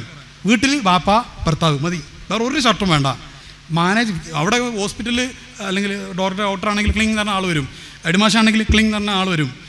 ബാക്കിയുള്ളതൊക്കെ അതുണ്ടാവും. ചിലപ്പോൾ വീട്ടിൽ ക്ലിങ് പറയണ്ട, വീട്ടിൽ ക്ലിങ് അടിച്ചാൽ പ്ലിങ് ആവേണ്ടാവും. ചിലപ്പോൾ ഇവിടെ വരും മനുഷ്യ എടുത്ത് നിങ്ങൾക്ക് എടുത്തുകൂടാ ചോദിച്ചിട്ട് അപ്പോൾ ക്ലിങ് അടിച്ചാൽ പ്ലിങ് ആവുക ചെയ്യുക. അപ്പോൾ അതുകൊണ്ട് അത് വേണ്ട. അതെന്താ, വീട്ടിലൊരു തറ നിലവാരത്തിലായിരിക്കണം, എസ്റ്റാബ്ലിഷ്മെൻറ്റ് ലെവലിൽ. തറയിലേക്ക് ഇരുന്നിട്ട് കുത്തി പറഞ്ഞ് കളിച്ച് എന്തൊരു രസമായിരിക്കും ഇത്. നബി സല്ലല്ലാഹു അലൈഹി വസല്ലം തങ്ങളുടെ ചരിത്രത്തിലില്ലേ, നബി സല്ലല്ലാഹു അലൈഹി വസല്ലം തങ്ങൾ അവിടുത്തെ പേരക്കുട്ടികൾ ആരാണ് നബി സല്ലല്ലാഹു അലൈഹി വസല്ലം തങ്ങൾ ലോകം പടക്കാൻ കാരണക്കാരായവരാണ്. അപ്പോൾ അവിടത്തേക്ക് എത്ര തിരക്കുണ്ടാവും, സർവ്വസൈന്യാധിപരാണ്. യുദ്ധം ഉണ്ടാകുമ്പോൾ ഏറ്റവും മുമ്പിൽ റസൂലുള്ളാഹി ഉണ്ടാവുക, പേടിച്ചിട്ട് ബാക്കിൽ നിൽക്കലല്ല. യുദ്ധം ഉണ്ടാകുമ്പോൾ ഏറ്റവും മുമ്പിൽ മുത്തനബി ഉണ്ടാവുക സല്ലല്ലാഹു അലൈഹി വസല്ലം. എന്ത് വിഷയം ഉണ്ടെങ്കിലും അവിടെ മുമ്പിലുണ്ടാവും, എല്ലാത്തിലും ഉണ്ടാവും. ആ നബി സല്ലല്ലാഹു അലൈഹി വസല്ലം തങ്ങൾ അവിടുത്തെ പേരക്കുട്ടികളായ ഹസൻ ഹുസൈൻ റളിയല്ലാഹു അൻഹു 2 പേരെയും പിടിച്ചിട്ട് പുറത്തിട്ടിട്ട് തുള്ളിക്കളിക്കുക, അതുപോലെ ആനക്കളി, കുതിരക്കളി കളിക്കുന്നത് ചരിത്രത്തിലുണ്ട്. അവർക്കിങ്ങനെ കുതിരക്കളി ഇങ്ങനെ കളിക്കുക, റസൂലുള്ളാഹി കുതിരക്കളി ഇങ്ങനെ കളിക്കുക. അപ്പോൾ ഒരു പേരക്കുട്ടി ഇങ്ങനെ കുതിരക്കളി ഇങ്ങനെ കളിച്ചപ്പോൾ പേരക്കുട്ടി പറഞ്ഞു, ഈ കുതിരക്കതിന് കൊമ്പില്ലല്ലോ എന്ന് പറഞ്ഞു. ചരിത്രത്തിലുള്ളതാണ്, ഈ കുതിരക്ക് കൊമ്പില്ലല്ലോ എന്ന് പറഞ്ഞു. അപ്പോൾ നബി സല്ലല്ലാഹു അലൈഹി വസല്ലം കുട്ടികളുടെ സൈക്കോളജി അറിയുന്നതുകൊണ്ട് ഇങ്ങനെ മുടി പിടിച്ചു കൊടുത്തു, കൊമ്പുണ്ട് എന്ന് പറഞ്ഞു. കുട്ടിക്കത് മതി. അങ്ങനെ മറ്റേ പേരക്കുട്ടി പറഞ്ഞു, ഈ ഭാഗത്ത് കൊമ്പില്ല എന്ന് പറഞ്ഞു. അപ്പോൾ അവിടെയും പിടിച്ചു കൊടുത്തു. കുറച്ച് കഴിഞ്ഞിട്ട് പേരക്കുട്ടി പറയാണ്, ഈ കുതിരക്കതിന് ശബ്ദമില്ലല്ലോ എന്ന്. അപ്പോൾ നബി സല്ലല്ലാഹു അലൈഹി വസല്ലം ആ പേരക്കുട്ടികളെ സന്തോഷിപ്പിക്കാൻ വേണ്ടി ശബ്ദമുണ്ടാക്കിയിട്ട് ആ കുട്ടികളെ കളിപ്പിച്ചു എന്നാണ് ചരിത്രം. ഞാൻ സ്വന്തം പേരക്കുട്ടികളെ മാത്രമാണോ? അല്ല, ഒരു കുട്ടി ഉണ്ടായിരുന്നു, ഒരു ചെറിയൊരു കുട്ടി. ആ കുട്ടിക്ക് ഒരു പക്ഷി ഉണ്ടായിരുന്നു, ഒരു വളർത്തുന്ന ഒരു പക്ഷി ഉണ്ടായിരുന്നു വീട്ടിൽ, ഒരു കിളി. അപ്പോൾ അതിൻ്റെ വിശേഷങ്ങൾ നബി സല്ലല്ലാഹു അലൈഹി വസല്ലം കൂടെ ഇടയ്ക്കിടയ്ക്ക് ഇങ്ങനെ പറയും, എൻ്റെ പക്ഷി ഉഷാറാണ് കേട്ടോ അങ്ങനെ പറയും. ഒരു ദിവസം ആ കുട്ടി ഇങ്ങനെ 10-12 വയസ്സുള്ള കുട്ടിയാണ്, സങ്കടത്തോടും കൂടെ തെരുവിൽ നിൽക്കുന്ന കണ്ടു. അപ്പോൾ എന്താ, എൻ്റെ കിളി ചത്തുപോയി എന്ന് പറഞ്ഞു. അപ്പോൾ നബി സല്ലല്ലാഹു അലൈഹി വസല്ലം റസൂലുള്ളാഹിയുടെ കുടുംബത്തിൽപ്പെട്ട ആരുമല്ല, ഏതോ ഒരു കുട്ടിയാണ്. പക്ഷേ എന്താ ചെയ്തതെന്നറിയോ, ആ 10-12 വയസ്സുള്ള കുട്ടിൻ്റെ സങ്കടം മാറുന്നത് വരെ തെരുവിൽ നിന്ന് ആ കുട്ടിയോട് സംസാരിച്ചു. ആ കുട്ടി പുഞ്ചിരിക്കുന്നത് വരെ ആ കുട്ടിക്ക് വേണ്ടി ലോക നേതാവായ റസൂലുള്ളാഹി സ്വല്ലല്ലാഹു അലൈഹി വസല്ലം സമയം ചെലവഴിച്ചു എന്നാണ്. നമ്മളൊന്നും വേണ്ട, നമ്മളെ സ്വന്തം കുട്ടികൾക്ക് ഒരു കളി, ചിരി, പാട്ട്, തമാശ, അതിനെന്തുവാണ് ഈ പറയപ്പെട്ട ഡിവൈസ് ഒന്ന് ഒഴിവാക്കണം. ഒന്ന് ഇൻഷാ അല്ലാഹ് പറ, ഇൻഷാ അല്ലാഹ്. ഇനി വീട്ടിലെത്തിക്കഴിഞ്ഞാൽ ഒട്ടും ഉപയോഗിക്കേണ്ടതെന്നല്ല ഞാൻ പറയുന്നത്, ഉപയോഗിക്കേണ്ടി വരും. പക്ഷേ ഭാര്യനോട് സംസാരിക്കുമ്പോൾ ഒന്ന് മുഖത്ത് നോക്കി സംസാരിക്കുക, സമാധാനം എന്നാൽ തന്നെ ഉണ്ടാവും. മേരി ടീച്ചർ മീശ കണ്ട ആ ഇറക്കി ഓർമ്മയുണ്ടോ, ഒരു സമാധാനം കിട്ടൂ. ഇത് സാധാരണ ഭാര്യമാരെന്താ പറയുന്നത്, ഭാര്യ വർത്താനം പറയുകയാണെങ്കിൽ പിന്നെ പറഞ്ഞോ ഇങ്ങനെ പിന്നെ പറഞ്ഞോ, പിന്നെ ഞാനൊരു കാര്യം പറയണ്ട, പറഞ്ഞോ. അല്ല അതല്ല, നിങ്ങൾ ശ്രദ്ധിക്കുന്നില്ല, ഞാൻ ശ്രദ്ധിക്കുന്നുണ്ട്, പറഞ്ഞോ. നിങ്ങൾ സമാധാനമാവോ? അതെല്ലാ വിഷയത്തിലും അങ്ങനെ തന്നെ. ഇനി ഉമ്മാൻ്റെ മുമ്പിൽ പോയിട്ട് ഉമ്മാനെ ഒരുമാതിരി ആക്കുന്ന പരിപാടി, ഉമ്മാൻ്റെ മുമ്പ് പോയിട്ട് ഉമ്മാനെ കാണാനാന്ന് പറഞ്ഞു, വലിയമാനെ കാണാനാന്ന് പറഞ്ഞു എന്നിട്ട് എല്ലാവരും തോണ്ടാ. എന്നാൽ വലിയമാനെ അവിടെ വീട്ടിൽ നിന്ന് തോണ്ടിയാൽ പോരെ. വലിയമാനെ കാണാൻ പോയിട്ടേ, വലിയമാനെ കാണാൻ പോലെ എങ്ങനെയാണ് അവിടെ പോയിട്ട് ഇങ്ങനെ തോണ്ടല. വലിയമാനെ കാണാൻ പോകും, മുത്തമ്മാനെ കാണാൻ പോയി, അസുഖം അവിടെയൊക്കെ ഇത് തോണ്ടലാണ്. ഇതൊന്നും ഈ സാധനം ഒന്ന് ഒഴിവാക്കേണ്ടത് അത്യാവശ്യം, അല്ലെങ്കിൽ ഉപയോഗം ഒഴിവാക്കണം. സാധനങ്ങൾ ഒഴിവാക്കാൻ പറ്റില്ല. ഒരുപാട് ഉപകാരങ്ങൾ നമുക്ക്, ഒരുപാട് ദഅവത്തടക്കത്തിൽ നടക്കും. നല്ല നിലക്കാണെങ്കിൽ ഒരുപാട് ദഅവത്തുകൊണ്ട് നടക്കും. എത്ര ദഅവത്തടക്കുന്നുണ്ട്. ഒരു പോസ്റ്റ് ചെയ്താൽ മതി, 10,000 ആളുകളിലേക്ക് നല്ല മെസ്സേജ് എത്തിക്കാൻ പറ്റും. എത്ര പാവപ്പെട്ട പെൺകുട്ടികളെ കല്യാണം പലരും നടത്തുന്നില്ലേ, ദഅവത്ത് നടത്താൻ പറ്റും. അവർ തട്ടിപ്പടത്തുന്നത് നമുക്കറിയില്ല, അള്ളാഹു നമുക്ക് ഉറപ്പില്ലാത്ത കാര്യങ്ങൾ പറയാനും പാടില്ല. ഇപ്പോൾ ചാരിറ്റി നടത്തുന്ന ഒരാൾ തട്ടിപ്പടത്ത് നമുക്ക് എങ്ങനെ പറയാൻ പറ്റുക? നമുക്ക് എന്തെങ്കിലും തെളിവുണ്ടോ? തെളിവില്ലാതെ പറയാൻ പാടില്ല. അയാൾ ചെയ്തിട്ടില്ലെങ്കിലോ നാളെ അള്ളാഹുവിന് മറുപടി വേണ്ടിയിരുന്നു. അപ്പോൾ നമ്മൾ കുടുംബത്തിൽ ഒന്നിച്ചിരുന്ന് ഈ തമാശ പറയുന്ന ഡിവൈസുകളൊക്കെ ഒന്ന് മാറ്റി വെച്ച് പാട്ട് പാടുക. ഓരോ ദിവസം ഓരോ പാട്ടിങ്ങനെ പാടുക. അതിന് വലിയ ഗായകനാവൊന്നും വേണ്ട. നല്ല നല്ല പാട്ടുകൾ, ഇസ്ലാം അനുവദിക്കുന്ന നല്ല നല്ല പാട്ടുകളുണ്ടാവും. ആ പാട്ടൊക്കെ ഇങ്ങനെ പാടുക, തമാശയൊക്കെ ഇങ്ങനെ പറയാം. അങ്ങനെ ആ രീതിയിലുള്ള ഒരു അവസ്ഥയിലേക്ക് കുടുംബത്തിൽ എത്തിക്കഴിഞ്ഞാൽ ഈ ബോണ്ടിങ് എന്ന് പറയുന്നൊരു സാധനം കുടുംബത്തിലുണ്ടാവും. അപ്പോൾ വരുമ്പോൾ എൻ്റെ വാപ്പ, എൻ്റെ ഉപ്പ, എൻ്റെ ഉമ്മ എന്നുള്ളൊരു ഫീലിംഗ് അവിടെ ഉണ്ടാകും. അതാണ് നമ്മൾ ഡെവലപ്പ് ചെയ്യേണ്ടത്. അപ്പോൾ ഒരു ബന്ധം ഉണ്ടാവും അവിടെ. അപ്പോൾ ഫോൺ എടുക്കുമ്പോൾ ഇപ്പം എപ്പോഴാണ് വിളിക്കാമെന്ന് ചോദിച്ചിട്ട് കുട്ടി കാത്തുക്കുക ചെയ്യുക. അപ്പോൾ ഇതങ്ങനെയല്ല, ബോണ്ടിങ് ഉണ്ടായിട്ടില്ല. ചില ആണുങ്ങളുടെ അടുത്ത് പറ്റുന്നൊരു അബദ്ധം എന്താണെന്ന് പറയുമോ, ഒരു ഭാഗത്ത് ഒരാൾ കുറ്റം പറയാനും വയ്യ, എന്നാലും അവർ ശ്രദ്ധിക്കേണ്ട ചില കാര്യങ്ങളുണ്ട്. അതെന്താ? ഒന്ന് എഴുന്നേറ്റിരുന്നാലോ? കുറേ നേരം ഇരിക്കണം, ഒന്ന് എഴുന്നേറ്റല്ലേ.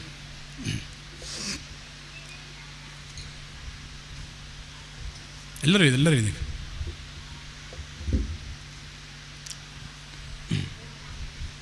ഒരു പാട്ട് പാടാം കേട്ടോ, പാട്ട് പാടാം, സംഘഗാനം. നിങ്ങൾക്ക് എല്ലാവർക്കും അറിയുന്നൊരു പാട്ട് പാടാം. ഉറങ്ങിപ്പോയിനാണെങ്കിലും ഉറങ്ങിനൊക്കെ വിളിച്ചോളേ. എല്ലാവരും പാടി ലാ ഇലാഹ, അതെല്ലാവർക്കും പാട്ടല്ലേ? പാടിക്കോളി. ലാ ഇലാഹ ഇല്ലല്ലാഹ്, ലാ ഇലാഹ ഇല്ലല്ലാഹ്, ലാ ഇലാഹ ഇല്ലല്ലാഹു മുഹമ്മദുർ റസൂലുള്ളാഹ് ഹസ്ബി റബ്ബി. പാടി, എല്ലാവരും പാടി.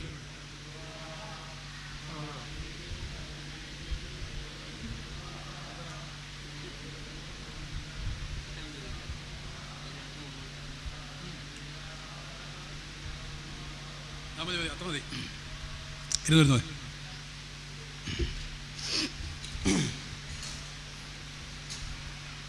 സഹോദരന്മാരുടെ പറ്റുന്നൊരു അബദ്ധം എന്താണെന്നറിയോ? ഈ ഗൾഫിൽ നിന്ന് വന്നാൽ, പ്രത്യേകിച്ച് ഞാൻ പറഞ്ഞു ഗൾഫിൽ ഉള്ള ആളുകളൊക്കെ ആകുമ്പോൾ അവിടെ റൂം അല്ല ബിസിനസ്, ഒരു യാത്ര, ആ ഒരു ചെറിയൊരു ഇതിൽ ജീവിക്കുന്നവരാണ് പലരും. വലിയ ബിസിനസ്സുകാരൊക്കെ ആകുമ്പോൾ ഒരുപാട് യാത്രകളും കാര്യങ്ങളും മീറ്റിംഗ് പലതും ഉണ്ടാവും, അവർക്കൊരു എൻജോയ്മെൻറ്റ് ഉണ്ടാവും. അല്ലാത്തവർക്കൊന്നും എൻജോയ്മെൻറ്റ് കിട്ടുന്നില്ല. അപ്പോൾ അപ്പോൾ ഞാൻ എന്നിട്ട് 5 പ്ലേറ്റ് ഒക്കെ നിരത്തിയില്ലേ, ഭക്ഷണമൊക്കെ കഴിച്ച് കഴിഞ്ഞ്, എന്നിട്ട് അവിടെ കുറേ ആക്കിയിട്ടുണ്ട്, കറി ആക്കി എല്ലാം ആക്കിയിട്ടുണ്ടാവും. ഈ പെണ്ണ് 5 പ്ലേറ്റ് അട്ടിവെക്കണം, കൊണ്ടുവെക്കണം, കറി കൊണ്ടുവയ്ക്കണം, മൂടി വെക്കണം, ബാക്കി കൊണ്ടുവയ്ക്കണം, മൂടി വെക്കണം, പ്ലേറ്റുകൾ കൊണ്ടുപോകണം, ഇതെല്ലാം 5 പ്ലേറ്റ് കഴുകണം, ഇപ്പോൾ കറി പാത്രമൊക്കെ കഴുകണം. എല്ലാം കഴിഞ്ഞ് നമുക്കെന്താ പണി? ആണിനാകെ എന്താ പണിയുള്ളൂ? എല്ലാ വീട്ടിലും ഇങ്ങനെ ആയിക്കൊള്ളണമെന്നില്ല.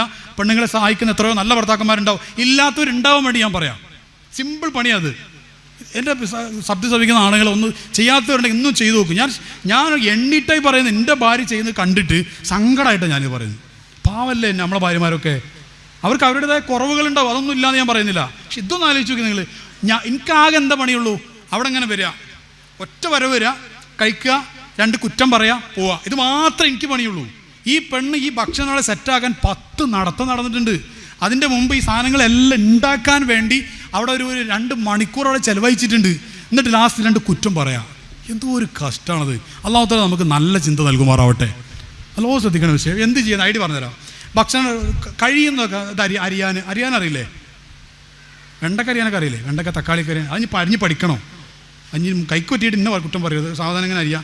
ആദ്യം അരിഞ്ഞ് പഠിക്കാൻ ഏറ്റവും നല്ലത് ഉള്ളിയാണ്, സവാള.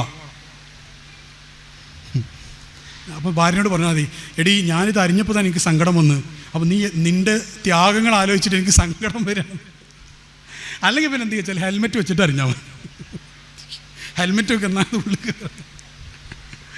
അല്ല. അങ്ങനെ കുറച്ചൊക്കെ സഹായിക്കാം. എന്നിട്ട് പ്ലേറ്റ് വെക്കാൻ സഹായിക്കാം. എന്നിട്ട് എന്ത് ചെയ്യുന്നറിയോ? പ്ലേറ്റ് കഴുകാൻ സഹായിക്കുക. ഒരു സിസ്റ്റം ഉണ്ടാക്കിയാൽ മതി വീട്ടിൽ. എന്തോ ഒരു രസമായിരിക്കുക ഭാര്യക്ക്. ഭർത്താവ് കഴിച്ച പാത്രം ഭർത്താവ് കഴുകുക, മോള് കഴിച്ചത് മോള് കഴുകുക, കുട്ടികൾ ഓരോരുത്തർ കഴിച്ചത് ഓരോരുത്തർ കഴുകുക, ഭാര്യൻ്റെതും കൂടെ ഭർത്താവ് കഴുകുക. കാരണം ഈ പെണ്ണിന് ഇതൊക്കെ കൊണ്ടേക്കാൻ വേറെ ഉണ്ട്. അങ്ങനെയൊക്കെ സഹായിച്ചാൽ എല്ലാ പെണ്ണുങ്ങളെ സന്തോഷമാവൂലേ? അല്ലേ? ഈ തിരിച്ച് വേറെ കാര്യം പറയണ്ട, അതാണ് ഇത് ആദ്യം പറഞ്ഞത്. വേറൊരു പോയിന്റ് ഇങ്ങോട്ട് കിട്ടാനുള്ള പറയാനുണ്ട്, അതുകൊണ്ട് ഇത് ആദ്യം ഞാൻ പറഞ്ഞു. ഇപ്പോൾ സന്തോഷമായില്ലേ നിങ്ങൾക്ക്? അൽഹംദുലില്ലാ. ഇനി ശ്രദ്ധിച്ചോളി, നിങ്ങൾക്കുള്ള വരാം. അല്ല, ഇത് വേണം. ഞാൻ തമാശ പറഞ്ഞല്ല, ഞാൻ ചെയ്യുന്ന കാര്യം പറഞ്ഞാണ്. ഞാൻ കഴിച്ച പ്ലേറ്റ്, എൻ്റെ ഭാര്യൻ്റെ പ്ലേറ്റ്, എനിക്ക് അഭിമാനമാണത്. എൻ്റെ ഭാര്യ കഷ്ടപ്പെട്ട് എനിക്ക് എൻ്റെ കുട്ടിക്ക് ഉണ്ടാക്കി തന്നത്. പാത്രം ചമ്പട്ടി അടക്കം എന്നെ കൊണ്ട് കഴിയുമ്പോൾ, വൃത്തിയാവുണ്ടോ എനിക്കറിയില്ല, എന്നെ കൊണ്ട് കഴിയുമ്പോഴൊക്കെ ഞാൻ കഴുകാറുണ്ട്. അത് അവർക്കൊരു സന്തോഷമാണ്. മാഷാ അല്ലാഹ്. നീ എന്ന് വിചാരിച്ചിട്ട് എപ്പോഴും പാത്രം കഴുകൽ നിങ്ങളാണെന്ന് പറഞ്ഞിട്ട് എന്ത് ചെയ്യരുത്, അങ്ങനെ ഉണ്ടാക്കരുത്. ക്ലാസ്സിൽ പറഞ്ഞില്ല ഇനി എന്നും പാത്രം അങ്ങനെ പറയരുത്. ചിലപ്പോൾ തിരക്കുള്ള സമയത്ത് ഞാൻ കഴുകാറില്ല. എനിക്ക് പെട്ടെന്ന് ഭക്ഷണം കഴിച്ച് ഉടനെ പോകണ്ടോ, ഞാൻ കഴിയൂല. അതേസമയം ഒഴിവുണ്ടെങ്കിൽ ഞാൻ കഴുകും. എല്ലാ കാര്യങ്ങൾക്കും കഴിയുന്നതൊക്കെ ഞാൻ കൂടിക്കൊടുക്കും. ഇതേപോലെ തിരിച്ചുള്ളൊരു കാര്യം നേരത്തെ പറഞ്ഞതിൻ്റെ മറ്റൊരു സൈഡാണ്. അതെന്താണെന്ന് വെച്ച് കഴിഞ്ഞാൽ, ഭർത്താവിൻ്റെ സാമ്പത്തിക സ്ഥിതിക്കനുസരിച്ചിട്ട് മക്കളെ വളർത്തണമെന്ന് ഞാൻ പറഞ്ഞില്ലേ. അപ്പോൾ ഈ വീടുണ്ടാക്കുന്ന സമയത്തൊക്കെ ഭർത്താവിനോട് പറയുക, ചെറിയ വീട് മതിക്കാം. ഒരു വീടുണ്ടാക്കി കഴിഞ്ഞിട്ട് അതിനൊരു 10 ലക്ഷം കടമുണ്ടെങ്കിൽ അത് പെട്ടെന്ന് ബിസിനസ്സിനോട് വീടാൻ കഴിയുന്ന ആളാണെങ്കിൽ അയാൾക്ക് ഒക്കെ ഇരിക്കും. അല്ലാത്ത ആളെ സംബന്ധിച്ചിടത്തോളം കഷ്ടമാണ്. അയാൾ അതുകൊണ്ട് ഇടങ്ങേറാവുക ചെയ്യുന്നത്. എന്നിട്ട് ആ വീട്ടിൽ മനസ്സമാധാനത്തോടെ ഉറങ്ങാനല്ലത് ഉണ്ടാക്കിയത്. അത് നടക്കൂല. അത് മാത്രം നടക്കൂല. ഓരോരുത്തരിങ്ങനെ വിളിച്ച് മറ്റേവിടെ വിളി ഇങ്ങനെ വന്നിട്ട് അതിൻ്റെ ഉള്ളിൽ കിടന്നുറക്കാൻ സമാധാനം ഉണ്ടാവില്ല. എൻ്റെ ഒരു സുഹൃത്ത്, അല്ലാഹു തആല നല്ല വീട് ആൾക്ക് കൊടുക്കട്ടെ, അയാൾ നല്ലൊരു വീടുണ്ടാക്കി, കുറേ പൈസ കടായി. അയാൾക്കാണ് ബജറ്റിനേക്കാൾ കൂടുതൽ ഉണ്ടാക്കിയിട്ടുണ്ടാവും. വലിയ വീടുണ്ടാക്കി അവസാനം കടത്തിൻ്റെ ആൾക്കാരിങ്ങനെ ചോദിച്ച് ഇടങ്ങാറൊക്കെ ഇടാൻ അവസാനം ആ വീട് വിറ്റു. ഇപ്പോൾ ചെറിയൊരു വീട് ഉണ്ടാക്കേണ്ട അപ്പോൾ ആൾ എത്ര 800-850 സ്ക്വയർ ഫീറ്റ്. അത് മതി, ശരിക്കത് മതി. നമ്മളിങ്ങനെ വിശാലമായിട്ട് വലിയ വീട് ചിന്തിച്ചിട്ടാണ്. അവനവൻ്റെ സാമ്പത്തിക, അതേപോലെ തന്നെ വണ്ടിൻ്റെ കാര്യം. വണ്ടി അത്യാവശ്യമാണ് ഇന്നത്തെ കാലത്ത് ഫാമിലിക്ക്. പക്ഷെ അത് മറ്റു വീട്ടിൽ അത്ര വലിയ വണ്ടി ചിന്തിക്കേണ്ട. നമുക്ക് കപ്പാസിറ്റി ഉണ്ടെങ്കിൽ അതിനനുസരിച്ച് മതി. പിന്നെ നേരത്തെ ഞാൻ പറഞ്ഞ പോലെ ലോൺ എന്ന് പറയുന്നത് നമുക്കൊരു പ്രശ്നമില്ലാതെ മാറിയിട്ടുണ്ട്. ഞാൻ ഉറപ്പിച്ച് പറയും, എൻ്റെ അഭിപ്രായമല്ല. ലോണ് പലിശയാണോ അല്ലേ? ന്യായീകരിക്കുന്നവർക്ക് ന്യായീകരിക്കുന്ന ഓപ്ഷനൊക്കെ ഉണ്ട്. അഹ്ലുൽ വറയിൻ്റെ ആളുകൾക്ക് സൂക്ഷ്മതയുടെ തങ്ങളോട് ചോദിച്ചു നോക്കി, നിങ്ങളുടെ നാട്ടിലുള്ള പണ്ഡിതനാ. അഹ്ലുൽ വറയിൻ്റെ ആളുകൾക്ക് ലോൺ ന്യായീകരിക്കാൻ കഴിയില്ല എന്ന് മാത്രമല്ല, നബി സല്ലല്ലാഹു അലൈഹി വസല്ലം തങ്ങൾ പറഞ്ഞാൽ എന്താണെന്നറിയോ? പലിശയിലെ ഏറ്റവും ചെറിയ വിഭാഗം എന്ന് പറയുന്നത് സ്വന്തം ഉമ്മാനെ വ്യഭിചരിക്കുന്നത് തുല്യമാണെന്നാണ്. അതിനേക്കാളും മോശമാണ് ഈ പരിപാടി എന്നാണ് പറയുന്നത്. എന്നിട്ട് യാതൊരു മാനമില്ല, വീടിന് ലോണ്, വണ്ടിക്ക് ലോൺ, ഒക്കെ ലോണ്, എല്ലാ ലോൺ, ഒരു ആ വണ്ടിയിൽ ബർക്കത്തുണ്ടാവില്ല, ആ വീട്ടിൽ ബർക്കത്തുണ്ടാവില്ല. ഞാൻ എൻ്റെ അഭിപ്രായം പറഞ്ഞതല്ല, പണ്ഡിതന്മാർ പറഞ്ഞാൽ അതൊക്കെ ഹദീസിലാണ്, വിശ്വാസങ്ങൾ പറഞ്ഞാൽ അതിൻ്റെ വിശദീകരണം പണ്ഡിതന്മാർ പറഞ്ഞിട്ടുണ്ട്. അതുകൊണ്ട് പെണ്ണുങ്ങൾ എന്താ പറയണ്ട, ഇക്ക ഉള്ളത് കൊണ്ട് മതി, ലോൺ എടുക്കണ്ട, പണയം വെക്കണ്ട. ഇനി സ്വർണ്ണം അത്യാവശ്യം ഉണ്ടെങ്കിൽ വിൽക്കാം, പണയം വെക്കണ്ട. അവിടെ പലിശ വരുന്നത്. പലിശ ഇല്ലാതെ ജീവിക്കാൻ ഉറപ്പിച്ച് തീരുമാനിച്ച് നോക്കിയാൽ എവിടെന്നെങ്കിലും അല്ലാഹു തആല അതിനുള്ള വഴി നമുക്ക് തുറന്നു തരും. അല്ലെങ്കിൽ ആ വീട്ടിൽ സമാധാനം ഉണ്ടാവില്ല, രോഗം മാറില്ല, ഒന്നും ഉണ്ടാവില്ല. അവസാനമായിട്ട് 1-2 കാര്യം കൂടി വേഗം പറഞ്ഞാൽ നിർത്തും. നമ്മുടെ ആരോഗ്യം നമുക്ക് സംരക്ഷിക്കണം. അതിനുവേണ്ടി 1-2 നിർദ്ദേശങ്ങളാണ് പറയാൻ പോകുന്നത്. ആരോഗ്യത്തിൻ്റെ കാര്യത്തിൽ നമ്മൾ വളരെ വളരെ ബാക്കിലാണ്. ഇപ്പോൾ അതിൽ ചില കാര്യങ്ങൾ ഒന്ന് പണ്ടൊക്കെ നമ്മൾ വല്ലപ്പോഴായിരുന്നു പുറത്ത് പോയിട്ട് ഭക്ഷണം കഴിച്ചിരുന്നത്, അല്ലെങ്കിൽ പുറത്തുനിന്ന് ഭക്ഷണം കഴിച്ചിരുന്നത്. ഇപ്പോൾ ഒരു ഗസ്റ്റ് ഒരു വീട്ടിലേക്ക് വന്നാൽ തൊട്ടടുത്ത നിങ്ങൾ അടുത്ത കാലത്തൊക്കെ ഒരു 50 ഗസ്റ്റ് വന്ന് കൂട്ടി നിങ്ങൾ എത്ര ആൾക്ക് ഭക്ഷണം ഉണ്ടാക്കി കൊടുത്തിട്ടുണ്ടാവും? ഒക്കെ മന്തി, 10 ആക്ക് മന്തി, 8 ആക്ക് കബ്സ, അങ്ങനെ എഴുതല്ല പരിപാടി. അർജൻറ്റുള്ള സമയത്ത് ഒരു ഗസ്റ്റ് വന്നാൽ നമുക്ക് അങ്ങനെ ചെയ്യാത്ത ശരിയായി. ഇപ്പോൾ പെണ്ണുങ്ങൾ ഭയങ്കര മടിച്ചുകളായി മാറുന്നുണ്ട്, ഭയങ്കര മടിച്ചുകൾ. ചില പെണ്ണുങ്ങളൊക്കെ ഗൾഫിലൊക്കെ പോയിട്ട് താമസിച്ചിട്ടൊക്കെ വരുമ്പോൾ പെരും മടിച്ചുകൾ. കാരണം എന്താ, ഈ ചില ആൾക്കാരൊക്കെ പറയും എയർ ഇന്ത്യ എക്സ്പ്രസിൻ്റെ എക്കോണമി ക്ലാസ്സിൽ ഇരുന്നിട്ട് അങ്ങോട്ട് പോയിട്ട് ഇങ്ങോട്ട് വരുന്ന സമയത്ത് എമിറേറ്റ്സിൻ്റെ ബിസിനസ് ക്ലാസ്സിലും കൊള്ളണില്ല, തടിച്ചിട്ട് സബ്സേ മോട്ട പോകയാ. മനസ്സിലായില്ല? താടിയിൽ കൂടിയിട്ടേ. കാരണം ഇവിടെ ഉൾതായിരുന്നു. ഈ പെണ്ണ് ഇവിടെ നാട്ടിലാകുന്ന സമയത്ത് ഈ പെണ്ണിനെ നന്മ ആഗ്രഹിച്ചുകൊണ്ട് ഒരാൾ എപ്പോഴും കൂടെ ഉണ്ടായിരുന്നു. ആര്? അമ്മായിമ്മ. വെറുതെ ഇരുന്ന് അപ്പം ചൂടാവും.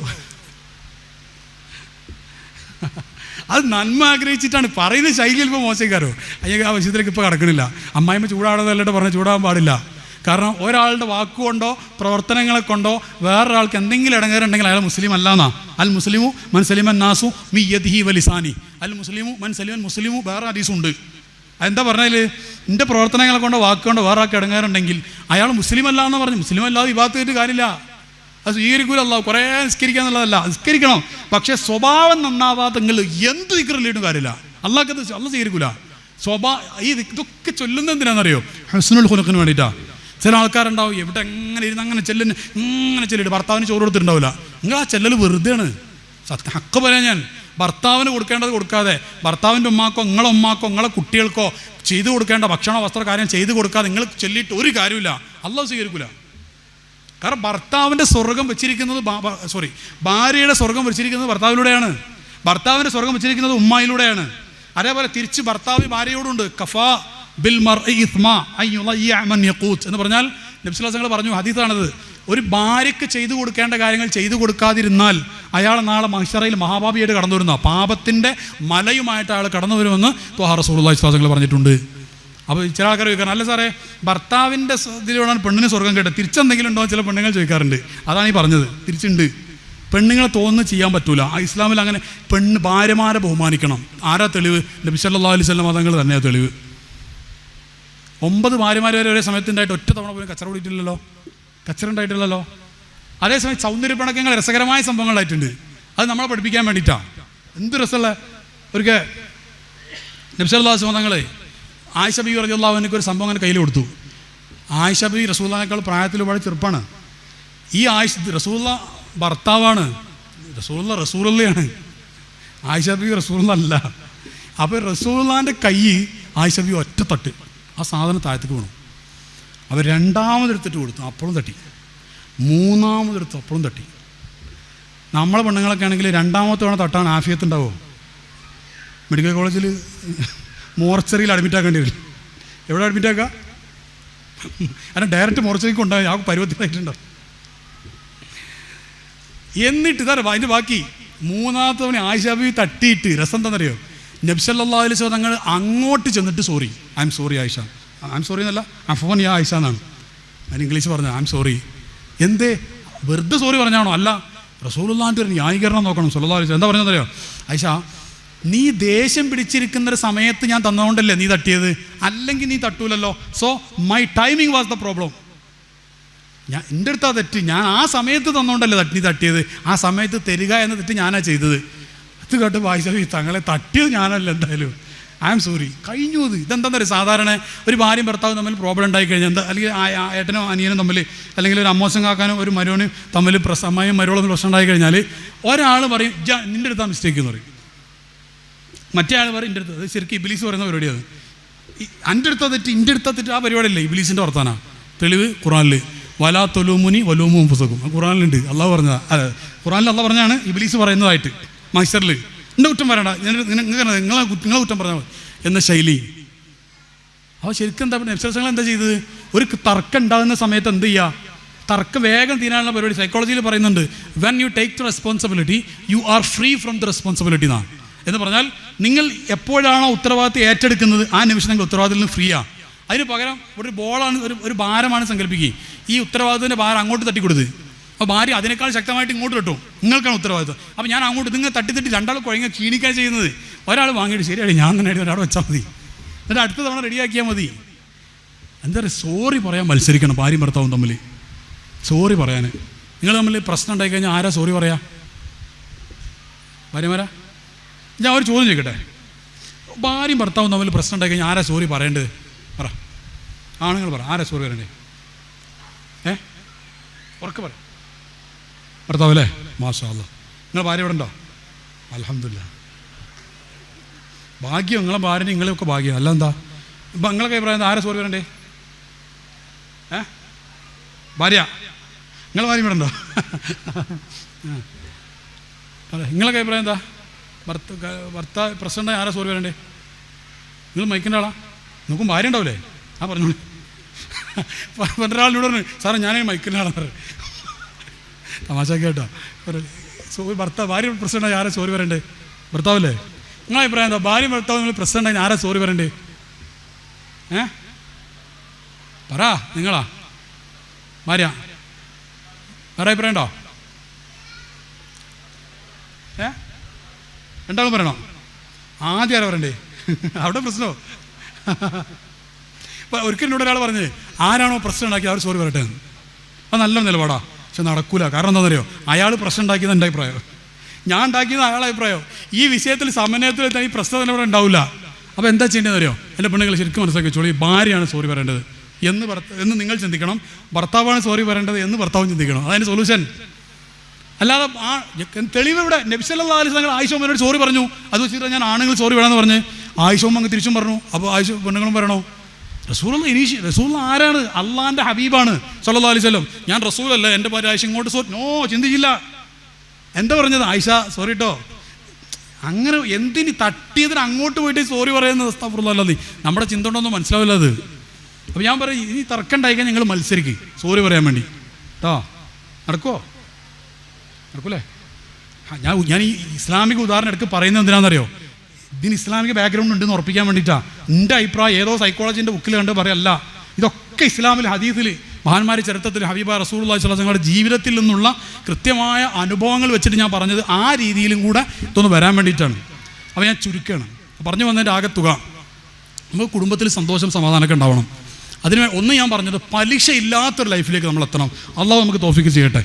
ആരെങ്കിലും എവിടെയെങ്കിലും ലോൺ അധിഷ്ഠിതമായിട്ട് എന്തെങ്കിലും ഉണ്ടെങ്കിൽ, എന്തെങ്കിലും വിറ്റിട്ടാലും കുഴപ്പമില്ല, അത് വേഗം തീർക്കുക. ബർക്കത്ത് അത്രയും ഡിലേ ആവും, ഉറപ്പാണ്.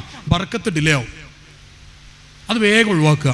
പിന്നെ ഞാൻ പറഞ്ഞതുപോലെ പ്രവാസ ലോകത്തുള്ള എൻ്റെ പ്രിയപ്പെട്ട സുഹൃത്തുക്കൾ നാട്ടിൽ സെറ്റിൽ ചെയ്യാനുള്ള ചിന്തകൾ ചിന്തിച്ചു തുടങ്ങുക. അതിന് ഞാൻ നേരത്തെ പറഞ്ഞ നിർദ്ദേശങ്ങളിൽ ഒന്നുകൂടെ പറയാണ്. അതായത് നിങ്ങൾക്ക് നാട്ടിൽ ഞാൻ പറഞ്ഞല്ലോ മൂത്തമ്മാൻ്റെ കുട്ടിയോ എളാപ്പാൻ്റെ കുട്ടിയോ അമ്മാൻ്റെ കുട്ടിയോ പരിചയമുള്ള അല്ലെ സുഹൃത്തുക്കളായിട്ടുള്ള കുറച്ചൊരു കപ്പാസിറ്റി ഞങ്ങൾ നാട്ടിലേക്ക് വരുമ്പോൾ ഇവിടെ വന്നിട്ട് ആലോചിക്കാമെന്ന് വിചാരിച്ചിട്ട് ദയവായി ഇങ്ങോട്ട് വരരുത്. അത് അബദ്ധമാണ്. നാട്ടിൽ വന്നിട്ട് എന്തെങ്കിലും നോക്കാം എന്ന് വിചാരിച്ചാൽ നിങ്ങളുടെ കയ്യിലുള്ള പൈസ മുഴുവനും കഴിയും, നിങ്ങൾ വേറെ വിസക്ക് പോകേണ്ടി വരും. അതാ സംഭവിക്കാം. അതിന് പകരം അവിടെ നിന്ന് തന്നെ ഒരു പ്ലാൻ ആക്കാം. അതായത് നിങ്ങൾ അവിടെ നിന്ന് എന്ത് ജോലിയാണ് പോയാൽ ഇവിടെ വന്നിരിക്കാൻ ഒരു കസേര നിങ്ങൾക്ക് വേണം. നിങ്ങൾ വീട്ടിലെ കസേര അല്ല ഞാൻ ഉദ്ദേശിച്ചത്. അവിടെ 10 കസേര ഉണ്ടാവും. ആ കസേര ഇരുന്നാൽ നിങ്ങൾക്ക് സമാധാനം കിട്ടൂല. അതേസമയം കട അവിടെ ഉണ്ടെങ്കിൽ ആ കടയിലെ കസേര നിങ്ങൾക്ക് പോയിരുന്നാൽ സംഭവം 20,000 രൂപ കിട്ടുള്ളൂ മാസത്തിൽ മതി. ആ 20,000-ൽ 2 ലക്ഷത്തിന് മേനുണ്ടാവും. അപ്പോൾ അതിനനുസരിച്ച് ജീവിക്കാൻ ഭാര്യയും ബാക്കിയുള്ളവർക്ക് തയ്യാറാവുകയും വേണം. വീടുണ്ടാക്കുന്ന സമയത്ത് അപ്പോൾ നിങ്ങൾ ഡേറ്റ് കുറിച്ചിടണം ഇൻഷാ അല്ലാ. അല്ലെങ്കിൽ നിങ്ങൾ ബിസിനസ് നല്ല ശേഷിയുള്ളവരാണെങ്കിൽ ഇടയ്ക്കിടയ്ക്ക് ഭാര്യനെ അങ്ങോട്ട് കൊണ്ടുപോകുക, ഇടയ്ക്കിടയ്ക്ക് ഇങ്ങോട്ട് വരിക, അത് കുഴപ്പമൊന്നുമില്ല. അല്ലാത്തവരോട് ഞാനാ പറഞ്ഞു, ഭൂരിഭാഗം ആൾക്കാരും അങ്ങനെയുള്ളവരാ. പിന്നെ ഞാൻ നേരത്തെ പറഞ്ഞ പോലെ ഒരു മൾട്ടിപ്പിൾ ഇൻകം അത് നമ്മൾ ചിന്തിച്ചു തുടങ്ങേണ്ട കാര്യമാണ്. മൾട്ടിപ്പിൾ ഇൻകത്തിൻ്റെ സോഴ്സ് നമുക്ക് വേണം. പല സോഴ്സിൽ നമുക്ക് ഗൾഫിൽ ഉണ്ടായിക്കൊണ്ടിരിക്കെ തന്നെ ഗൾഫിൽ ബിസിനസ് ഉള്ളവർ തന്നെ നാട്ടിൽ ചെറിയ ബിസിനസ്സിൽ തുടങ്ങണം. ചെറിയ ചെറിയ കാര്യങ്ങൾ നിങ്ങൾക്കൊരു പരിചയമില്ലാത്ത ഒരു പുതിയ ബിസിനസ് തുടങ്ങിയിട്ട് പെടരുത്. കാരണം നാടിൻ്റെ പൾസ് ഈ പ്രവാസ ലോകത്ത് കുറേ നിന്നവർക്ക് അറിയില്ല. അവർ പെട്ടെന്നൊരു സുപ്രഭാതത്തിൽ ചപ്പാത്തി കമ്പനിയോട് വന്നിട്ട് അത് എല്ലാ സ്റ്റോപ്പിലും ചപ്പാത്തി കമ്പനി ഇപ്പോൾ അല്ലെങ്കിൽ എല്ലാ സ്റ്റോപ്പിലും അങ്ങനെ ഒരു മലയാളീൻ്റെ ഒരു പരിപാടിന് അതാ ഒരു സാധനം തുടങ്ങി വിജയിച്ചാൽ പിന്നെ അടുത്ത സ്റ്റോപ്പിലല്ല അതിൻ്റെ ഓപ്പോസിറ്റ്. ഞാൻ ജിദ്ദയിൽ പലപ്പോഴും കണ്ടിട്ടുണ്ട്. അത് ജിദ്ദയിൽ പല സ്ഥലത്തും ദുബൈയിലും കണ്ടിട്ടുണ്ട്. ദേരയിൽ അവിടെയൊക്കെ പോയാൽ കാണാം.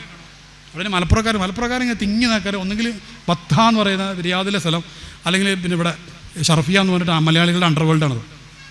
ഒരു ഹോട്ടൽ വിജയിച്ച് കണ്ടാൽ അതേ ഹോട്ടലിൽ പുറത്തു തുടങ്ങും. രണ്ടാൾക്കും കച്ചവടം സ്പ്ലിറ്റായി പോകും. 6 മാസം കൊണ്ട് രണ്ടാളും പൂട്ടും. ഇതാ പരിപാടി. വിന്നില്ല, ലൂസാണ്. ലൂസ് പോലും അല്ല അവിടെ. അതും തെറ്റാണ്. ലൂസ് പോലും ഉണ്ടാകാൻ പാടില്ല. വിന്നായിരിക്കണം എന്ന് പറഞ്ഞാൽ രണ്ടാളും ഉഷാറാവണം. അപ്പോൾ എങ്ങനെയാണോ അവിടെ ഒരു കട ഉണ്ട്, ഇവിടെയും തുടങ്ങാം. അവിടെ എല്ലാത്ത ഐറ്റംസും ഇവിടെ. അപ്പോൾ അത് ചോദിച്ച് ഇങ്ങോട്ട് വരുന്നവന് അവിടെ ഉണ്ട് ഹാദാ സ്വദീഖ് ഹുനാക്ക് മൗജൂദ് ബില്ലാഹ് ഹുനാക്ക് മൗജൂദ്. അവിടെ വരുന്ന സമയത്ത് അഫ്സൽ ഹുനാക്ക് എന്ന് പറഞ്ഞിട്ട് അയാൾ അങ്ങോട്ട് പറഞ്ഞേക്കുക. അപ്പോൾ എന്താ എല്ലാ കുല്ലു ഷൈ ഹുനാക്ക് മൗജൂദ് ഹുനാക്ക് മൗജൂദ്. രണ്ടും എന്താണ് ദോനോ ഫറക്കെ. ഭയങ്കര കസ്റ്റമേഴ്സിന് എന്താ ആ ഒരു ഏരിയ പോയാൽ ഒക്കെ കിട്ടും എന്നുള്ള ചിന്ത അവർക്ക് രണ്ട് അല്ലേ. അവിടെ അല്ലെങ്കിൽ മറ്റോടത്തല്ലെങ്കിൽ ഇവിടെ ഒരു മലയാളിൻ്റെ ഒരു ഇത് രൂപ പെട്ട് കഴിഞ്ഞാൽ ആ ഏരിയ നമുക്ക് ആവശ്യമുള്ള എല്ലാം കിട്ടും. അത് എവിടെ കിട്ടുന്നത് കറക്റ്റ് ഒരു പറഞ്ഞു തരും. ചില ആൾക്കാരുണ്ട് ആളെ ഇന്ന നാട്ടുകാരെന്ന് ഞാൻ പറയുന്നില്ല, അങ്ങനെ പറയാൻ പാടില്ല. ഇപ്പോൾ ഒരു ബംഗ്ലാദേശിലുള്ള ഒരാൾ തെറ്റ് ചെയ്ത് ബംഗാളികൾ അങ്ങനെ പറയാൻ പാടില്ല. അത് തെറ്റാണത്. പാകിസ്ഥാനികൾക്കൊരു സ്വഭാവം മോശപ്പെട്ട സ്വഭാവം ഉണ്ടെങ്കിൽ പാകിസ്ഥാനി പച്ചകളൊക്കെ അങ്ങനെ പറയാൻ പാടില്ല. പച്ചകൾ എന്ന് പറയാനേ പാടില്ല. പച്ചകൾ എന്ന് ആരാന്നറിയാം യഥാർത്ഥത്തിൽ? പച്ച മനുഷ്യർ എന്നൊക്കെ പറഞ്ഞാൽ പച്ചക്കുബനോട് സ്നേഹമുള്ളവരാ, മുത്തുനബിയെ സ്നേഹിക്കുന്നവരാ സല്ലല്ലാഹു അലൈഹി വസല്ലം. യഥാർത്ഥ പച്ചകളവരാ. അപ്പോൾ കളിയാക്കാൻ പാടില്ല. പച്ചകൾ പാകിസ്ഥാനികൾ അങ്ങനൊന്നും കളിയാക്കാൻ പാടില്ല. അപ്പോൾ ഇതെവിടെ കിട്ടുമെന്ന് വെച്ച് കഴിഞ്ഞാൽ മാഫി എന്ന് പറഞ്ഞിട്ട് എനിക്കറിയില്ല എന്നുകൊണ്ട് കച്ചറ ഉണ്ടാക്കുമോ. അതായത് ഇവിടെ ഇല്ലാത്ത ചോദിച്ചതിനുള്ളൊരു ഇടങ്ങേറ് കാണിക്കുക, അങ്ങനൊന്നും കാണിക്കാൻ പാടില്ല. അപ്പോൾ എല്ലാവരും വിജയിക്കുക എന്നുള്ള ചിന്ത. ഞാൻ പറഞ്ഞു വന്നത് മൾട്ടിപ്പിൾ സോഴ്സ് ഓഫ് ഇൻകം വേണം. ചെറിയ മാസത്തിൽ 10,000 രൂപ കിട്ടുന്ന എന്തെങ്കിലും ഏർപ്പാടിലേക്ക് കൂടാൻ പറ്റി കൂടാ. അങ്ങനെ നാട്ടിലേക്ക് സെറ്റിൽ ആകുമ്പോഴത്തേക്കും പല വഴിയിൽ നിന്നായിട്ട് 30,000 40,000 50,000 ഇങ്ങനെ കിട്ടുന്ന ഒരു ഓപ്ഷനിലേക്ക് എത്തിയാൽ നിങ്ങൾക്ക് സന്തോഷത്തോടെ നാട്ടിൽ വന്ന് സെറ്റിലാവാം.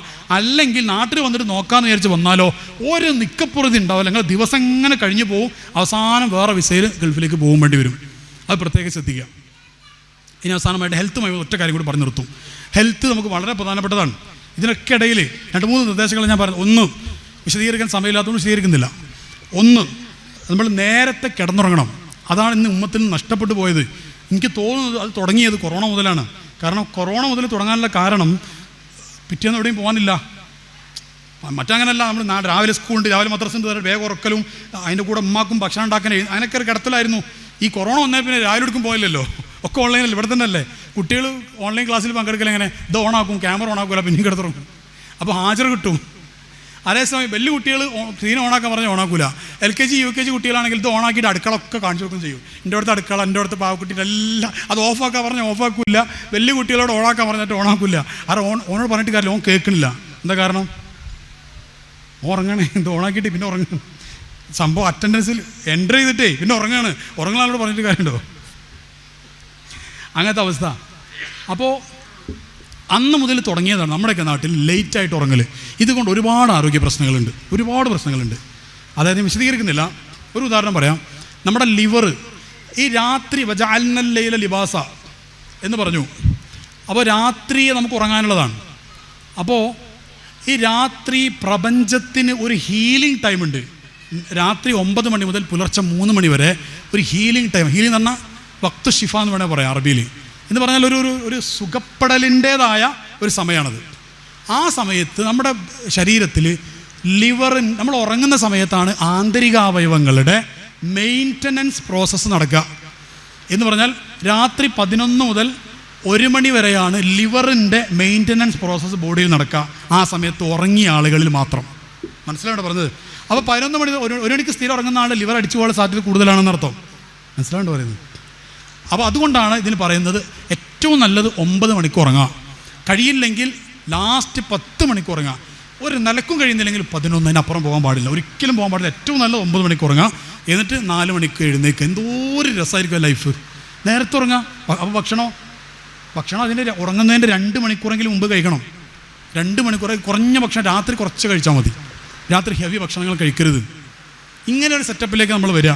അതേപോലെ തന്നെ പരിപാടികൾ, വീട്ടിൽ ഫങ്ഷൻസ് കാര്യങ്ങളൊക്കെ നടക്കുമ്പോൾ നമ്മുടെയൊക്കെ കുടുംബത്തിലുള്ള ഈ മാമൂലുകൾ ഒരുപാടുണ്ട്. അതൊക്കെ ഒന്ന് ഒഴിവാക്കാൻ ശ്രദ്ധിക്കണം നമ്മൾ. എൻ്റെ ഭാര്യ, ഞാൻ കല്യാണം കഴിച്ചത് പുത്തനത്താണി ഭാഗത്ത്. ഞാൻ കല്യാണം കഴിച്ചത് പുത്തനത്താണിൽ നിന്ന് ഉള്ളോട്ട് പോയിട്ട് അവിടെ ഒരു സ്ഥലമുണ്ട്, അവിടെ നിന്നാണ് ഞാൻ കല്യാണം കഴിച്ചത്. എനിക്ക് വാപ്പല്ല, എൻ്റെ വാപ്പ എൻ്റെ ഒരു വയസ്സിൽ മരണപ്പെട്ടു പോയതാണ്. പിന്നെ ഒരു രക്ഷിതാവായിട്ട് എനിക്ക് എൻ്റെ ജ്യേഷ്ഠനാണുള്ളത്. അപ്പോൾ ഞാനും എൻ്റെ ജ്യേഷ്ഠനും കല്യാണം ഫിക്സ് ചെയ്ത് അപ്പം തന്നെ എൻ്റെ അമ്മോശനോട് പറഞ്ഞു, ഒരു മാമൂലുകൾ ഞങ്ങൾക്ക് ഇഷ്ടമല്ല. ഇസ്ലാം പറഞ്ഞ് നമ്മൾ ചെയ്യും, സുന്നത്തായ കാര്യങ്ങളുണ്ട് ചിലതൊക്കെ, അതൊക്കെ നമ്മൾ ചെയ്യും, ബാക്കി ഒന്നും ചെയ്യില്ല. അപ്പോൾ വാപ്പ അവൻ്റെ ഭാര്യൻ്റെ ഉപ്പ പറഞ്ഞു ഞങ്ങൾക്കും അതാണ് ഇഷ്ടം. അന്ന് ഇത്തിഫാക്കാതെ ഒരു മാമൂലുമില്ല. ഇത് ചില പെണ്ണുങ്ങൾ ഒരുത്തി എന്താൻ്റെ പേര് പ്രഗ്നൻ്റായി എന്ന് കേൾക്കാൻ നിൽക്കുകയാണ്. പെട്ടിയും കുടിക്കും കാലവും. ഓരോ നാട്ടിലും ഓരോന്നാ. വാഴക്കൊല, ഒരു വാഴക്കൊലല്ല, കൂട്ടക്കൊല. പത്രത്തിൽ കാണാറില്ല നിങ്ങൾ കൂട്ടക്കൊല എന്നൊക്കെ? അതേപോലെ കൂട്ടക്കൊല, കുറേ കൊല ഒന്നിച്ച് പിടിച്ച കൂട്ടക്കൊല പോകും. എന്നിട്ട് ഓരോന്ന് കൂട്ടക്കൊല എല്ലാവരും കൂടി കൂട്ടിയിട്ട് ഇങ്ങനെ പോവുക. ഇതെന്താ സംഭവം? ഈ പെണ്ണുങ്ങൾക്ക്, നിങ്ങൾ ശ്രദ്ധിച്ചു നോക്കി, പെണ്ണുങ്ങൾക്ക് എവിടെയെങ്കിലും പോകുന്ന പറഞ്ഞാൽ ഭയങ്കര രസമാണ്. തിരിച്ചു വരുമ്പോൾ ഒക്കെ അങ്ങനെ ഉണ്ടാവും വണ്ടിയിൽ. ഞാൻ മിണ്ടാതെ പോകല്. കാരണം മിണ്ടി പോകാമെന്ന് പറഞ്ഞാൽ ചാടി അപ്പോൾ എവിടുന്നാണ് സ്പീഡിൽ മാറ്റുമെന്ന് അറിയില്ല. അല്ലാത്തപ്പോൾ 11 മണിക്ക് പോകാമെന്ന് പറഞ്ഞാലും മാറ്റിയാവില്ല. മെല്ലെ അഡ്ജസ്റ്റ് ചാടിപ്പോയാലേ ചാൻസ് കിട്ടുള്ളൂ എന്ന് വിചാരിക്കുന്നത്. വേഗം പെട്ടെന്ന് പറഞ്ഞിട്ട് വണ്ടിയിൽ വണ്ടി ഓണാക്കുമ്പോൾ ബാക്കിൽ എന്നാ പോയിക്കോ. ഇവർ കയറി ഇരുന്നുണ്ടാവും. ഇത്ര കഴിവായി പെണ്ണുങ്ങൾക്ക്. യാത്ര എന്ന് പറഞ്ഞാൽ അവർക്ക് വലിയ ഇഷ്ടമാണ് പെണ്ണുങ്ങൾക്ക്. അതുകൊണ്ടാണ് നേരത്തെ കൊണ്ടുപോകണമെന്ന് ഞാൻ പറഞ്ഞത്. കൊണ്ടുപോകണം, നമ്മൾ തന്നെ കൊണ്ടുപോകണ്ടേ.